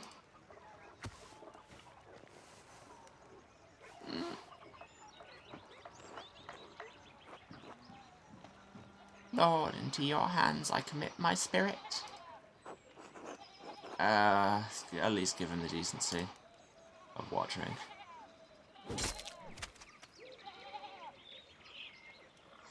Dang it. My lord judge, have I executed well?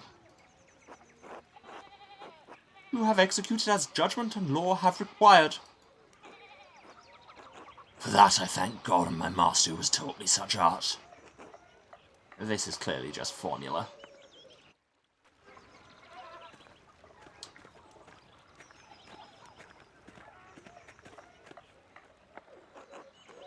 You, I know this is your doing.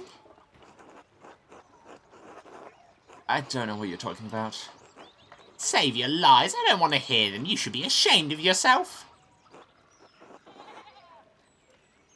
I'm sorry, Agnes. God have mercy on you, Andreas Mahler. Ah, that really doesn't seem likely. What with all the sin. 3. Separation. Andreas, has the time come for you to leave us? I'm afraid so, Brother Piero.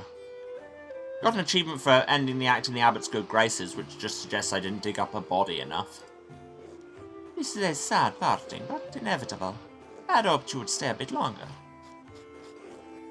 But the world needs you more than Kirsau does. You have grown beyond this old abbey and become a master in your own right.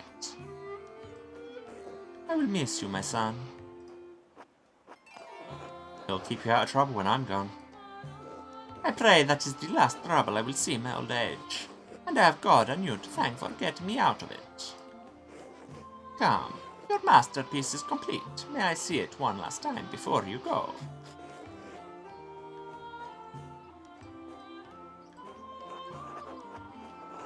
Please, I value your assessment. The opinion of one old monk matters little. All the same, I am excited to see it finished at last.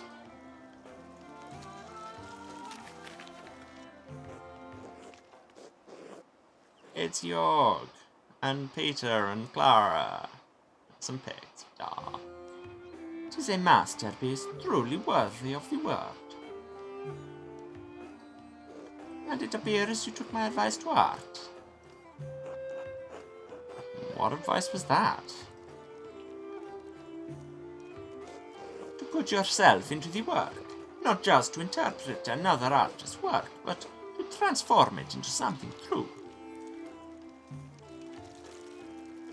It shows the world as it is, as you have seen it, even if it is not what we may want to see. Though it is not my place to say so, I am proud of you, Andreas.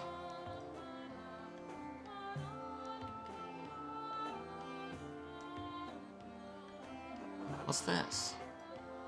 A scrap of parchment. Welp! Do not return here. A warning?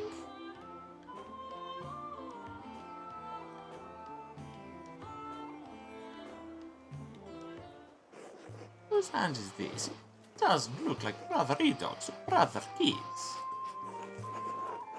Brother Florian and I found a similar note in the Baron's clothing. And another while I was investigating. It must have been written by someone who knew the darkest secrets of the town and this abbey. He tugged at those secrets to kill the Baron like someone pulling at threads that had been buried in the past. A frightening thought. But who would do such a thing? I wish I knew. Do not trouble yourself overly about it. Your future lies outside these walls.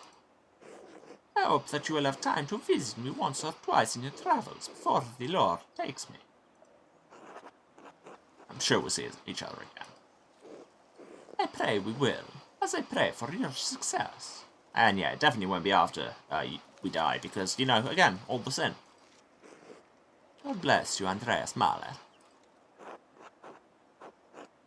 Thank you for your guidance. Until later.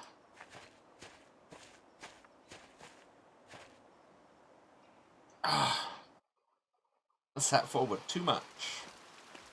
We finished Act 1. Go us. Who are these people? I don't remember them. Oh, time skip. You were right, Master Andreas. What? Are you alright, Master Andreas? Yeah, thank you. I was just remembering him. Oh, it's Piero's grave. Trying to. Anyway. Doesn't come easily anymore. Oh, would you like me to leave you alone? No, Casper, it's not necessary.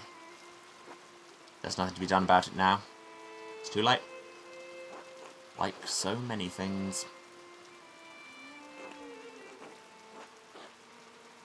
Andreas Mahler, I never expected to see your face here again. Have you been in Nuremberg for the last 7 years?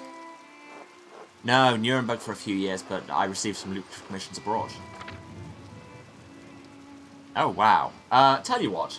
Before we start character creation part 2, this time it's personal, I guess. It was always character creation. I do need to take our second break, so I was waiting for somewhere where we could get to the menu, but things are happening. So, yes, I will be back in a few minutes. I need to go and get some more water, stretch my legs, all of those usual things, and run some adverts. All of you do the same. Maybe not the advert part, but move around, drink something, eat something, take your meds if you need to. And I will be back in a few minutes. Let the ads run, and I will see you then. And I'm back. Hello again, everyone. So, yes, we left it at Character Creation Part 2, post-time skip. We have to decide where we have been spending our time getting lucrative commissions abroad. So we have Poland. Know some Polish, bits of Czech and Hungarian, can reference cultural touchstones from Krakow, Prague and Buda, before it was unified with Pest. That sounds like just me making things up, but that is true. England knows some English. Yes, for some reason my brain was like, well, it can't just be knowing English, because everything's in English. No, the game is in, like, the events of the story are in German, Emma. And can reference cultural touchstones from London and other parts of Britain. France, Andreas knows French. Also, I love how it's some Polish, some English, just knows French. Can reference cultural touchstones from Paris, Tours and Dijon. And Aragon knows some Spanish and bits of Arabic and can reference cultural touchstones from Barcelona and Valencia. I mean, there's part of me that wants to go England, because, you know, I will also be able to reference these cultural touchstones, in theory. Although the 600 years might get in the way. 500 years, can't count, cool. But then, France. Obviously, I also speak French, but also knowing some Arabic would be cool, knowing some Hungarian would be cool.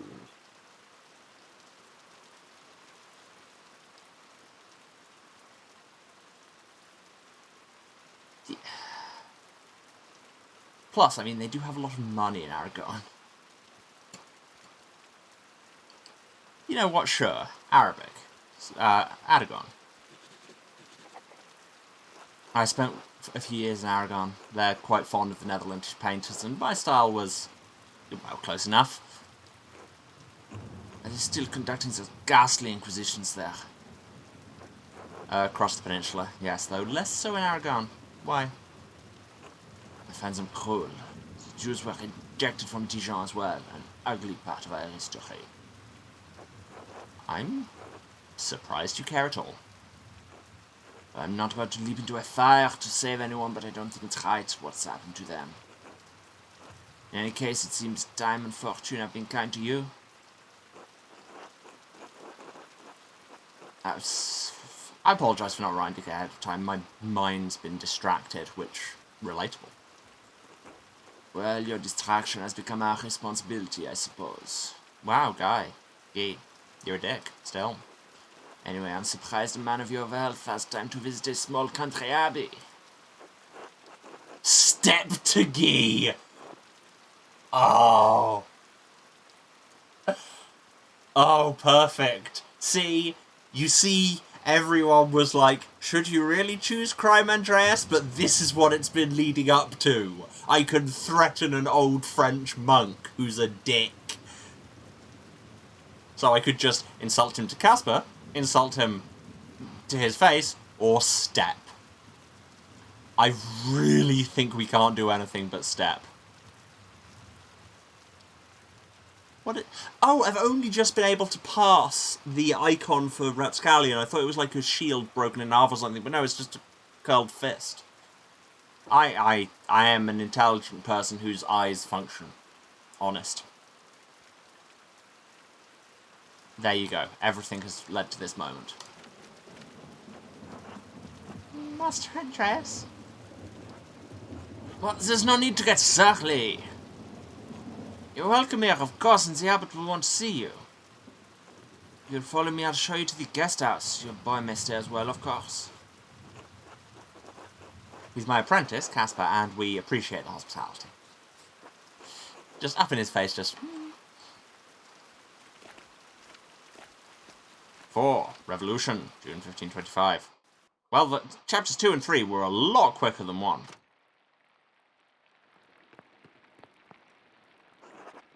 When was the last time someone stayed here? Everything's so musty. Master Andreas, how did you come to be so well known at Curacao? I thought you spent your Vandiara in Flanders. I did, but I finished them here, earning money in the scriptorium while I finished my masterpiece. Really? I didn't think abbeys still had scriptoria. They don't, and Curacao doesn't anymore, for better or worse. I suppose I should tell you there was a murder at the abbey while I was here. What? Really? I'm not going to say it was thrilling, to be honest. Yeah, I am. This may sound strange, but it was... thrilling. Father Gernot panicked and accused my friend, Brother Piero, of committing the crime. I did some searching and managed to convince the Archdeacon that someone else was the murderer. The town stonemason, Lucky Steinauer, died for the crime. You got someone killed? It was that or let an innocent man die. That's not much of a choice. Still, I would have been scared. Why didn't you mention it before? That must have been a terrible situation to be in.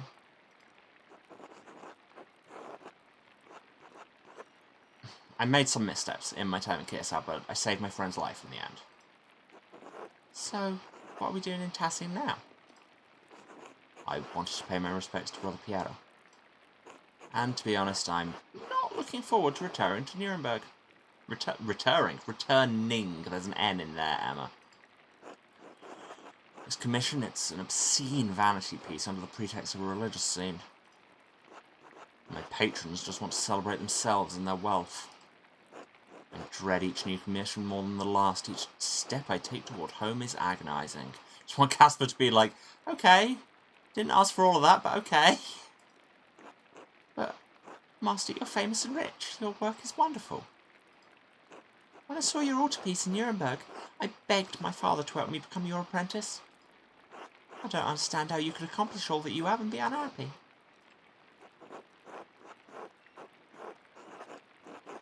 I thought I wanted to be like my father or my brothers. Thought that was my dream. All that I've accomplished is my work. Now I am left hollow. Wow.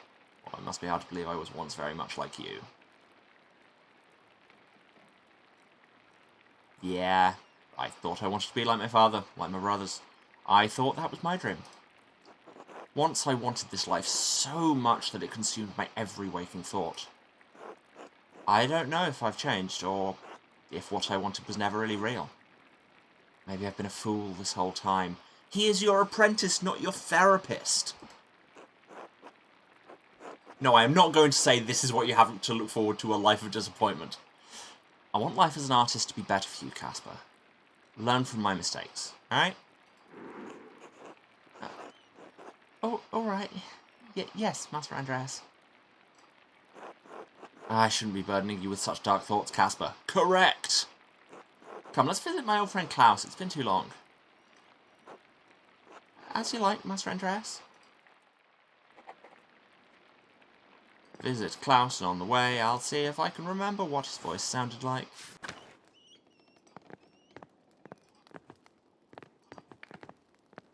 My guest house now.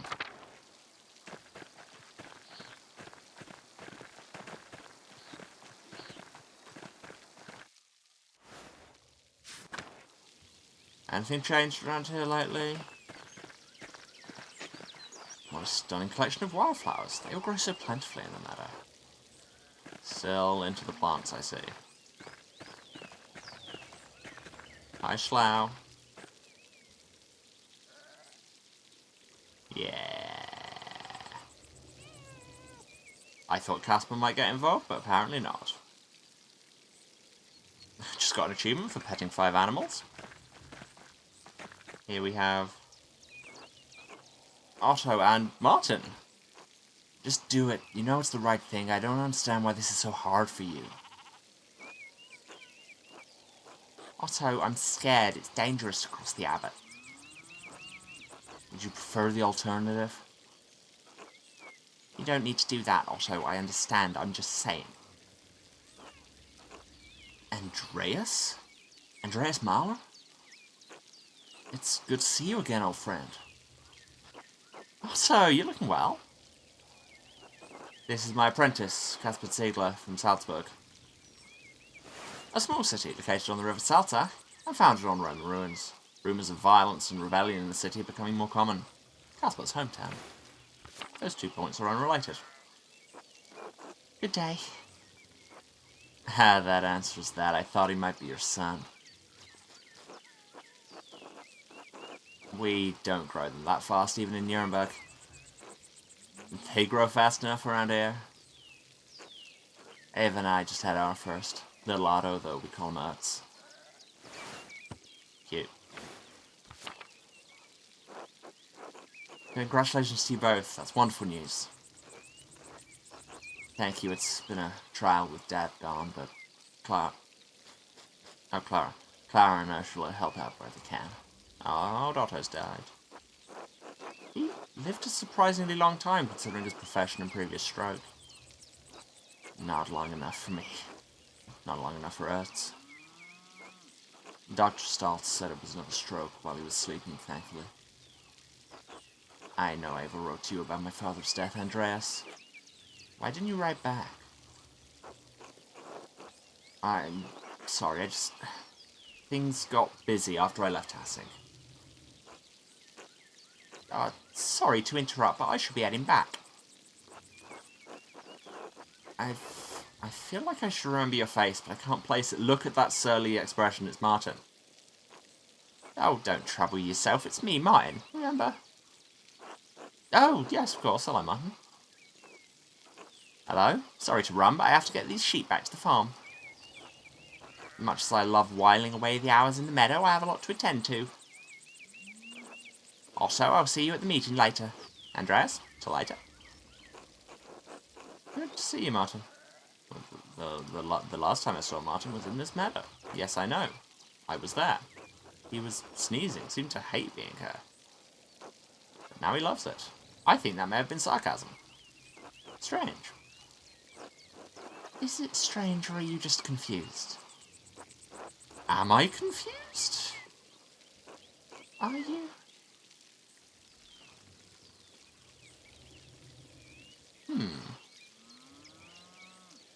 Let's see, Martin.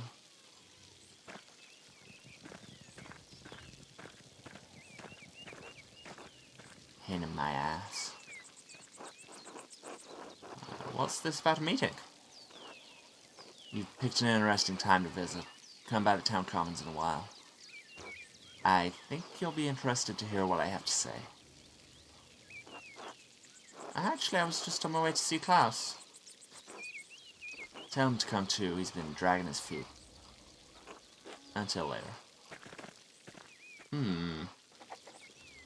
The plot, she thickens. The many-petaled cinquefoil. Yes, we know, we've seen this before.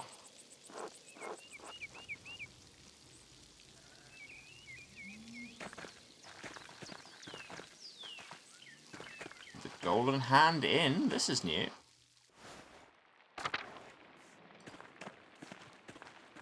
Hello, Killian. Good day, Master Mahler. And Nico. Who are you people? Hello and welcome to the Golden Hat. I am Nico Berger. I own this landhouse and run it with my wife Anna and our son Killian. And I'm weirdly Eastern European. A land house, an inn or tavern usually owned and operated by a single family that serves travellers in rural areas. I believe you are Master Mahler, yes? Andreas Mahler, the famous artist from Nuremberg? Someone has exaggerated my fame. Nonsense! You're certainly famous among the people of Tassink. When you arrived in town, one of the locals said you lived here a few years back. Yes, I work for the Abbey as an artist. Ah, I see. I heard that you were involved in solving a murder.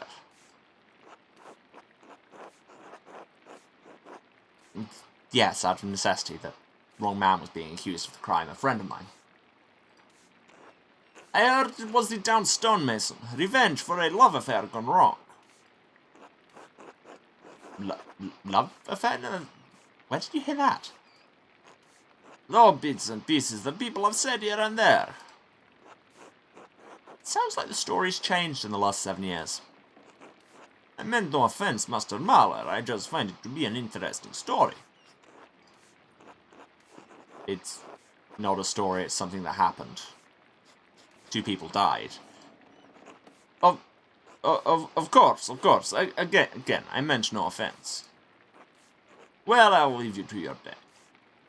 Until later. Till then. Well, that was a very strange interaction we just had. Let's go and speak to his wife.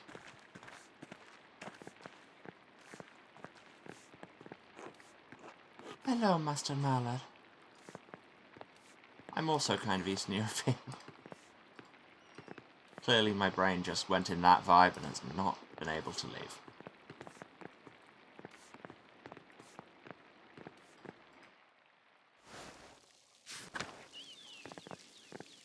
To the Druckers. To the tune of Do the Hustle. Andreas, I had heard you were back in Tassing, God bless you. God bless you, Father Thomas. It's good to see you again. Hopefully this visit will be less eventful than your last. Tassing has enough going on as it is. We have our bonfire for St. John's Eve tomorrow night. People get up to all sorts of mischief. St. John's Eve? The feast and celebration of St. John the Baptist, beginning at sunset on June 23rd, coincides with Midsummer's Day and the summer solstice. Who could think why this might just coincidentally have coincided? That's syncretism. And then it's my turn to hear their confessions in the days that follow. Not to mention the crumbling the peasants are making. That's just talk, brother. No need to scare our guests with such things. I'm sure if there is trouble, Master Mahler will be the first to stick his nose in it. Yeah, let's just continue to threaten Guy. Unless you want me to break your nose, I suggest shutting your mouth. You're not going to hit me, not in front of Father Thomas? No more words. It's easy enough for you to come and go, you don't have to live with the consequences. The people in town resented the Abbey for Lucky Steinauch's death. It probably contributed to the current agitation. They blame the Abbey for his death when they should blame you, since you're the one who testified against him. It would have been better for everyone if you had simply allowed Brother Piero to die. After all, he only had a few years left anyway.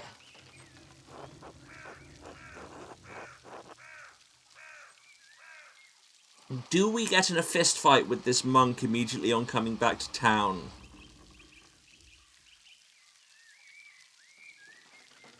I mean, normally this is the bit where I would make a bad decision and blame chat, but honestly, I think this is just me. I think I just want to punch this man. And the game gave me a punch button.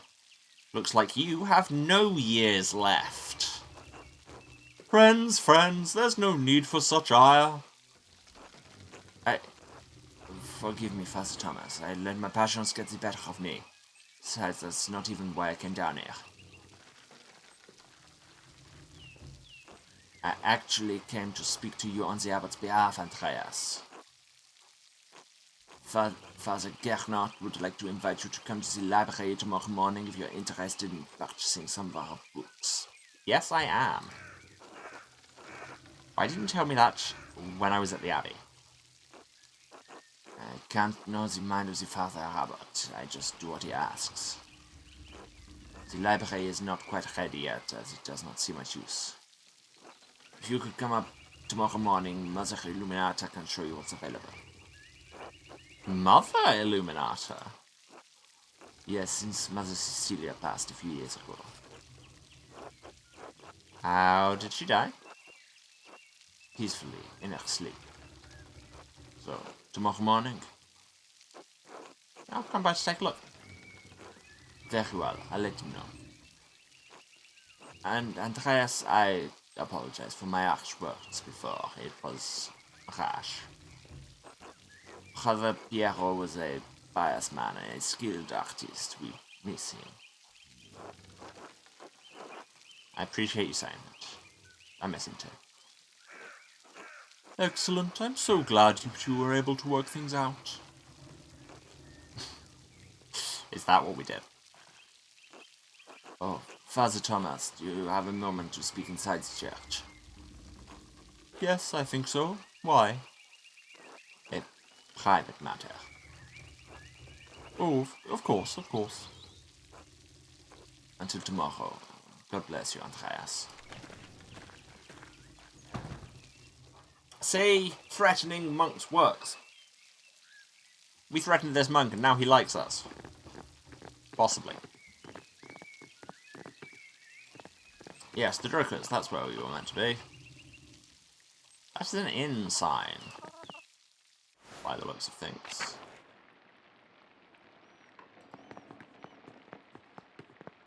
Hello? Hello? Well, hello there. Ah, yes, with his movable type. Andreas! I'm sorry, Classy. No, it's been a long time. 7 years. 7 years and nothing from my friend Andreas. First Bert, then Marie just after Magdalene was born. Wait. Oh, they're both dead. My wife always thought highly of you. I can't believe you didn't write back after I told you they'd passed. I didn't know what to say. Something. Anything. I'm sorry your son died, Klaus. I'm sorry your wife died, Klaus. How are you? Too late for that now, though.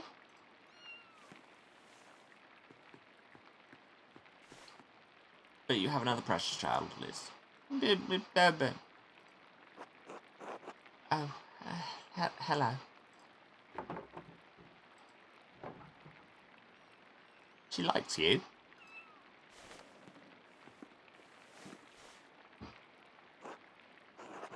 Your business seems to have grown. What are you printing? This isn't awkward at all. So, what are you printing? 12 articles. They were originally written by Swabian peasants who were demanding changes from their lords. Freedom from serfdom, freedom to hunt and use the woods as God intended, freedom from compulsory labour, abolition of the inheritance tax, fair appraisal of rent, the return of property to common use and ownership. Bavaria isn't Swabia, but their complaints are just as valid for the peasants of Tassing. But where is Swabia anyway? A former duchy in the Southern Holy Roman Empire. It was reformed as the Swabian Circle in 1512. It borders Bavaria to the west, the Swiss Confederacy to the south, and Austria to the southeast.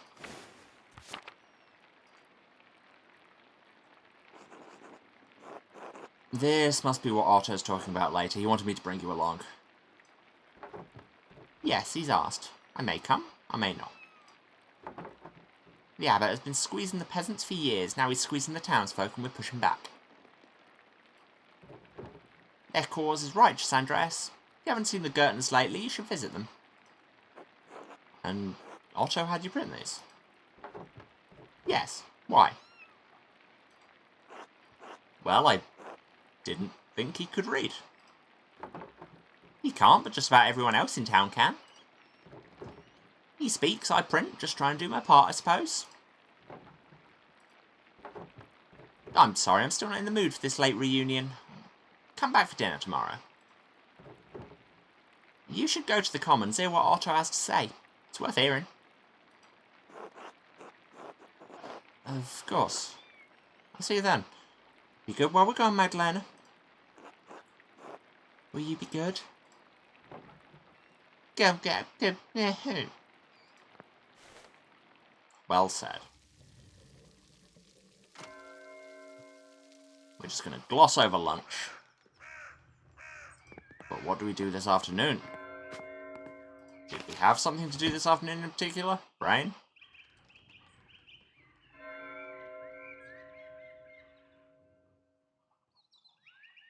Oh, wait, is this when we're meant to go to the Commons and hear the speech? Yep, looks like. So many people. Everyone, listen. We all know why we're here. Nothing I'm gonna say will be a surprise. Nothing I'm gonna say hasn't already been spoken behind closed doors, whispered to your neighbors. Nothing I'm going to say is untruthful, so it's time we started saying it openly. Year after year, the Abbey has found new ways to tax the peasants. Piece by piece, the Abbey has taken away our rights to use God's forest to support our families. Law after law keeps getting heaped upon us. Restrictions on how we can pay rent. Limits on where we can move, who we can wed. And now the death tax, which once claimed only our best animal and garment, takes half our estate. No consideration for widows, no consideration for children. What about the town council? The rat house? Don't know why he's suddenly become... I say suddenly, like it was over his last appearance, he's just become the Liverpool representative.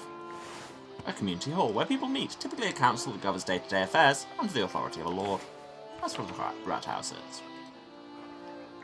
Surely that is a sign that the abbot wishes to share his power, to listen to our grievances. You have a good heart, Ulrich. You always want to see the best in people. But no. The council is a way for the abbot to divide us, to pit a favoured few against the many. This is not charity. No, only greed and desperation drive Father Gernot. You'd think that if the abbot could, he'd steal a dead man's soul from heaven itself. And when we protested, what did Father Gernot do? He locked the shrine of St. Moritz. He won't allow the people of this town, the farmers of this land, to pray before the relic. Now, when we most need the intercession of our saint, the abbot has shut us out. Father Gernot's actions aren't just. They aren't Christian. We've endured this abuse for too long. It's time we let the abbot know we won't take it anymore. Too right. Hear, hear. Yes. It has to stop. Who's she again? Oh yeah. Stop, this is foolish. Soldiers are already patrolling nearby towns. If you push against the abbey, you'll incur the Duke's wrath. You could get the town razed and everyone killed. Hannah's right. The Duke is a powerful force in Bavaria. You're playing a dangerous game, Otto. You lot are no match for trained soldiers. You don't relent. You'll be ground into dust just like the Swabian peasants. Yeah, well, you're a dick, so, you know, 6-1. We could always grind you up instead, Lennart. Maybe right if there are already soldiers about. I don't know about this, I have children to look out for. We must stand for what is right. God is on our side. Why did he go Irish? I don't know. We must stand for what is right. God is on our side. Don't be shy. Speak up if you have cause. We won't be overrun. The peasants of Salzburg were able to take the city and have their cause heard. If the people can get the Archbishop of Salzburg to listen to them, then we can do the same with the abbot. Master Andreas, do you think my family in Salzburg's alright? They put up a good fight, Casper. Maybe your brother will have a good war story to tell him on your next visit. Oh no. My brother can't fight. He keeps the books. Welp.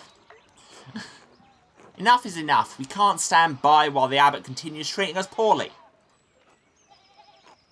People all over Swabia are taking back their God-given rights. Why shouldn't we do the same? A righteous cause. Martin's right. We deserve better. Well spoken, Martin. Everyone ought to consider what he's said. Martin has proved dependable these last few years. But did he ever fence that stuff for me? But if the words of men can't persuade you, perhaps a sign from a greater power will. The abbot may have locked us out of our saint's shrine, but God has shown me that he is with us.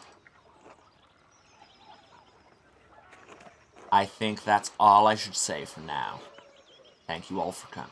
No, that isn't all you should say. You should really elaborate that last point.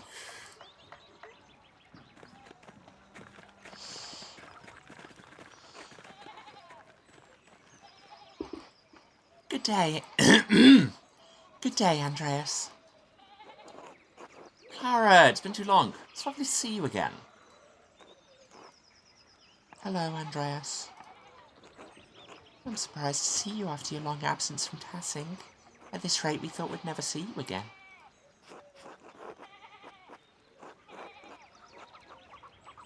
I was gone too long. I'm sorry for not sending word of my arrival.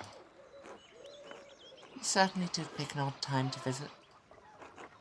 We're in the middle of a strange season.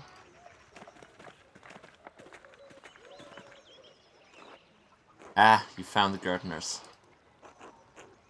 Your speech was very rousing, Otto. I swear they get better each time. I hope the Duke doesn't catch word of this, Otto. The town could suffer for it. We're past the point of caring, Mahler. If you were in our position, you'd understand that. You're right, it's not my place to judge. I'm just concerned. It's appreciated, but we know the risks. Yeah, we just turned ourselves against the abbot and allied with Otto all over the place. Otto, did you really see a sign from God? Is that true? It is, Andreas. I swear. Come talk to me later. I'll tell you what I can, alright? Anyway, Andreas, you and yours should come by the house for supper. We'd be delighted to have you. Sound good to you, Caspar? Yes, Master Andreas, I'm starving. The table is a little sparse lately, but we'll be sure to feed you well. Thank you. We'll see you there. I mean, it's just over there. And you're not doing anything else before. You may as well walk with them, but sure.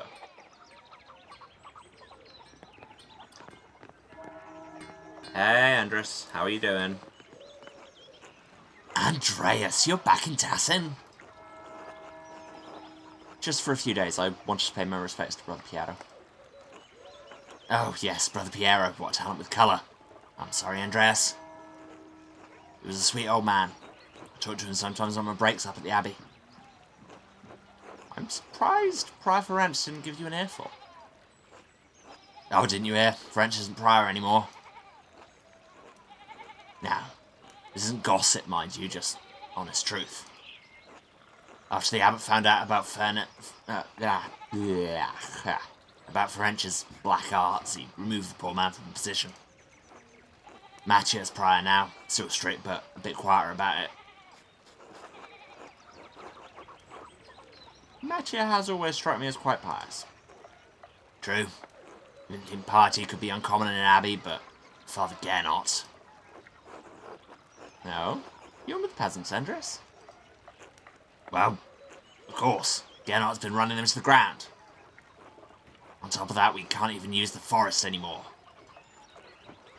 Any of us used to be able to go fishing in there, not anymore. How far are you going to take this? Well, I don't know. Don't ask me, I'm not leading the thing. But I trust in Otto and the peasants do too. I hope your trust is well placed. Pray for us, will ya? We could use St. Moritz's help right now. Say, Andreas, how's the married life been treating you? Yeah, we have heard nothing about your wife. After you left here and returned to Nuremberg, I take it you were married? I was. Marriage is a legal requirement for becoming a recognised master craftsman, which is, I have no doubt, historically accurate, but also mildly bonkers in retrospect. But then so much of history was. Ah, yes, of course. These obligations seldom reach a small town like ours. I imagine it would apply to me as well if I got far enough. I hope the married life has treated you well. I still have not found anyone. Fear it's never going to happen. Really? Not a single person has caught your eye? Well, when I was in Innsbruck a few years ago, I saw a real pretty girl at the market selling painted pots. I think about her sometimes. Maybe more than is Christian. I'm not going to tell him to go back to Innsbruck and find a girl he doesn't know from years ago. I can tell you now, Andres. It's not worth the effort. Don't let the pretty facade fool you. May fit some, but it's been nothing but miserable for me. Wow, that escalated quickly. Oh, can't be that bad. Having a companion on the path of life, caring for your family. The laughter of your wife and kids. Better you take comfort in your craft. In all these years, I never would have guessed. People in Tassing look happy together. Well, sometimes. Occasionally. Rarely, if I really think about it. They often bicker with each other. More so as time passes, the Gertners, the Müllers, the Albans, the Bowers. Do the moments of love ever overtake those of irritation and bitterness? Marriage isn't really about love, but living... No. Seldom enough that it doesn't matter. A disheartening thought. Maybe you're right. Maybe I should focus on my craft. I've grown quite skilled over the years, but there's more to learn. Thank you. A pleasure. Till later, Andres. Till then. Where were we going? Was it to the Gertners? Yes, it was.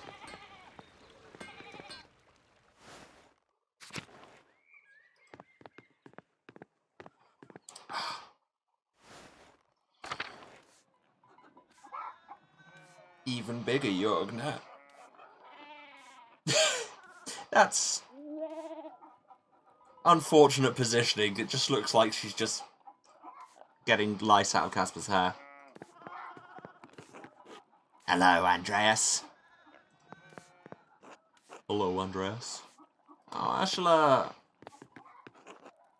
Hello. Hello, Ursula. Do you remember me?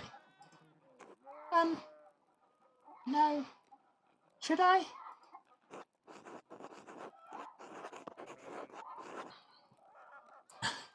Yeah, just drop. You used to poke me in the foot with a stick to wake me up. No context. No, you were very young when I was last in Tassing. I boarded in your parents' house. Oh, the artist. Andreas, right? I think you told me a story once. I did. You drew me a flower, too. I still have it. Keep it tucked with my stockings so I won't lose it.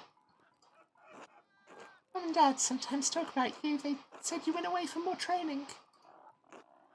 What's that like? Well, while I was in Aragon, I learned a new technique to make colours that... No, not about the art, Andreas. About your travels. Alright, alright. I've never met so many different people than I have in Aragon. Ports are bustling with Saracens and ships full of gold coming back from the New World. Mum said a dark man from Abyssinia visited once, but I was too little to remember. She said he was a Christian and lived in the abbey with the monks. Yes, Brother Sebat. He was just visiting, delivering a gift to the abbot. I wonder how he's doing. He sounds interesting. I wish someone interesting would visit us. Hi.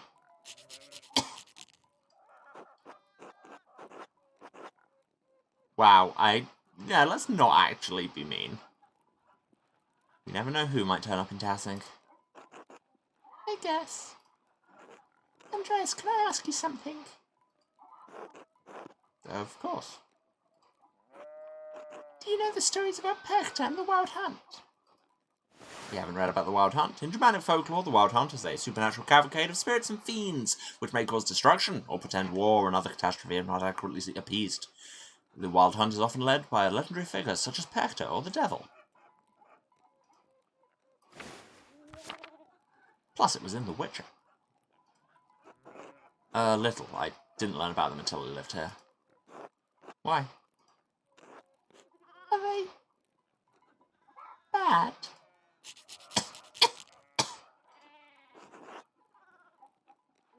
Bad how? Well, my grandpa tells me things about Perchta and spirits and charms. And the old woman, Natalia, she talks about them too, and says all those words I don't understand. And she told me they're part of the old ways or something. So, why do you think they're bad? Well, my dad says that I shouldn't listen to any of it. He said it's nonsense and that Father Thomas would be mad.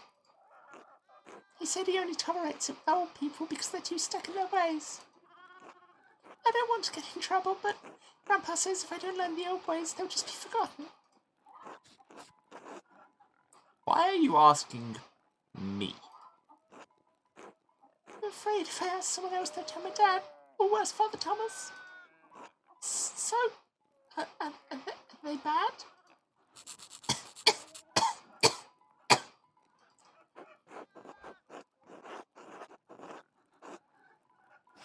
Yeah, there's no way this Andreas wouldn't say this. No, they're not bad. You should learn what you can while you can.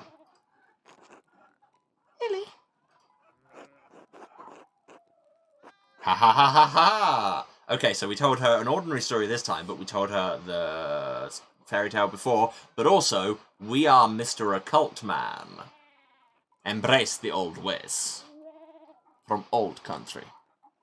Yes, it's important for you to carry on the stories and knowledge of your ancestors. Oh, that makes sense. Thanks, Andreas. Until later.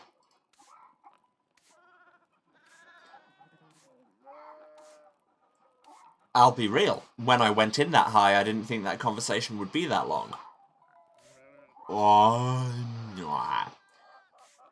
Well, having once again influenced a child to do things their parents don't want them to, that does seem to be what we do in this game. We've come to the end of our time today. We'll be back for dinner with the Gertners next time. But before then, stretch and hydrate. You are quite correct. Yeah, I've been leaning forward too much.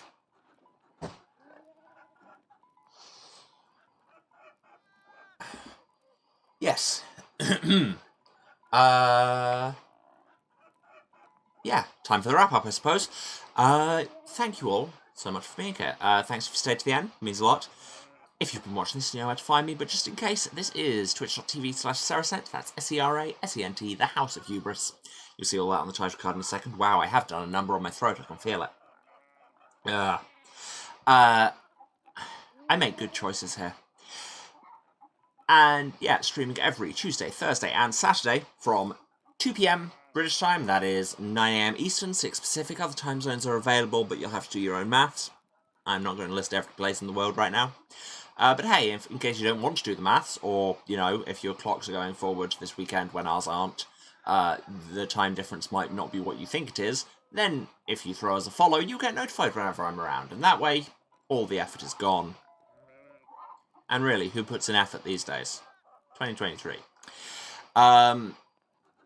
If you do miss anything, then VODs are on Twitch for 8 weeks after the fact. For everything else, there is the YouTube. Link is down there. It says VOD Archive, or that is youtube.com/@houseofhubris, where you can find VODs going all the way back to the start of the channel, which is over 2 years now. There's a lot of content there. We've played a lot of games. So have a look and see what you enjoy and what you might enjoy if it was there. And hey, why not let us know?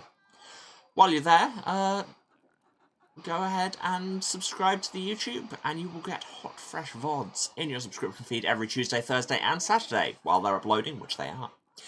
I mean, the plan is for them to continue, but the plans have been made many and many a time. If you want to support me being a bad influence on children and also getting the wrong man killed financially, you can, of course, cheer or subscribe on Twitch, but you very much don't need to. Just turn up and hang out and be chill and be good to each other, and then everyone's having a good time. If you want to find me elsewhere on the internet, then while it's still even vaguely functional, the place to look is Twitter. Link is down there, or it is Twitter @HouseOfHubris, where I do memes and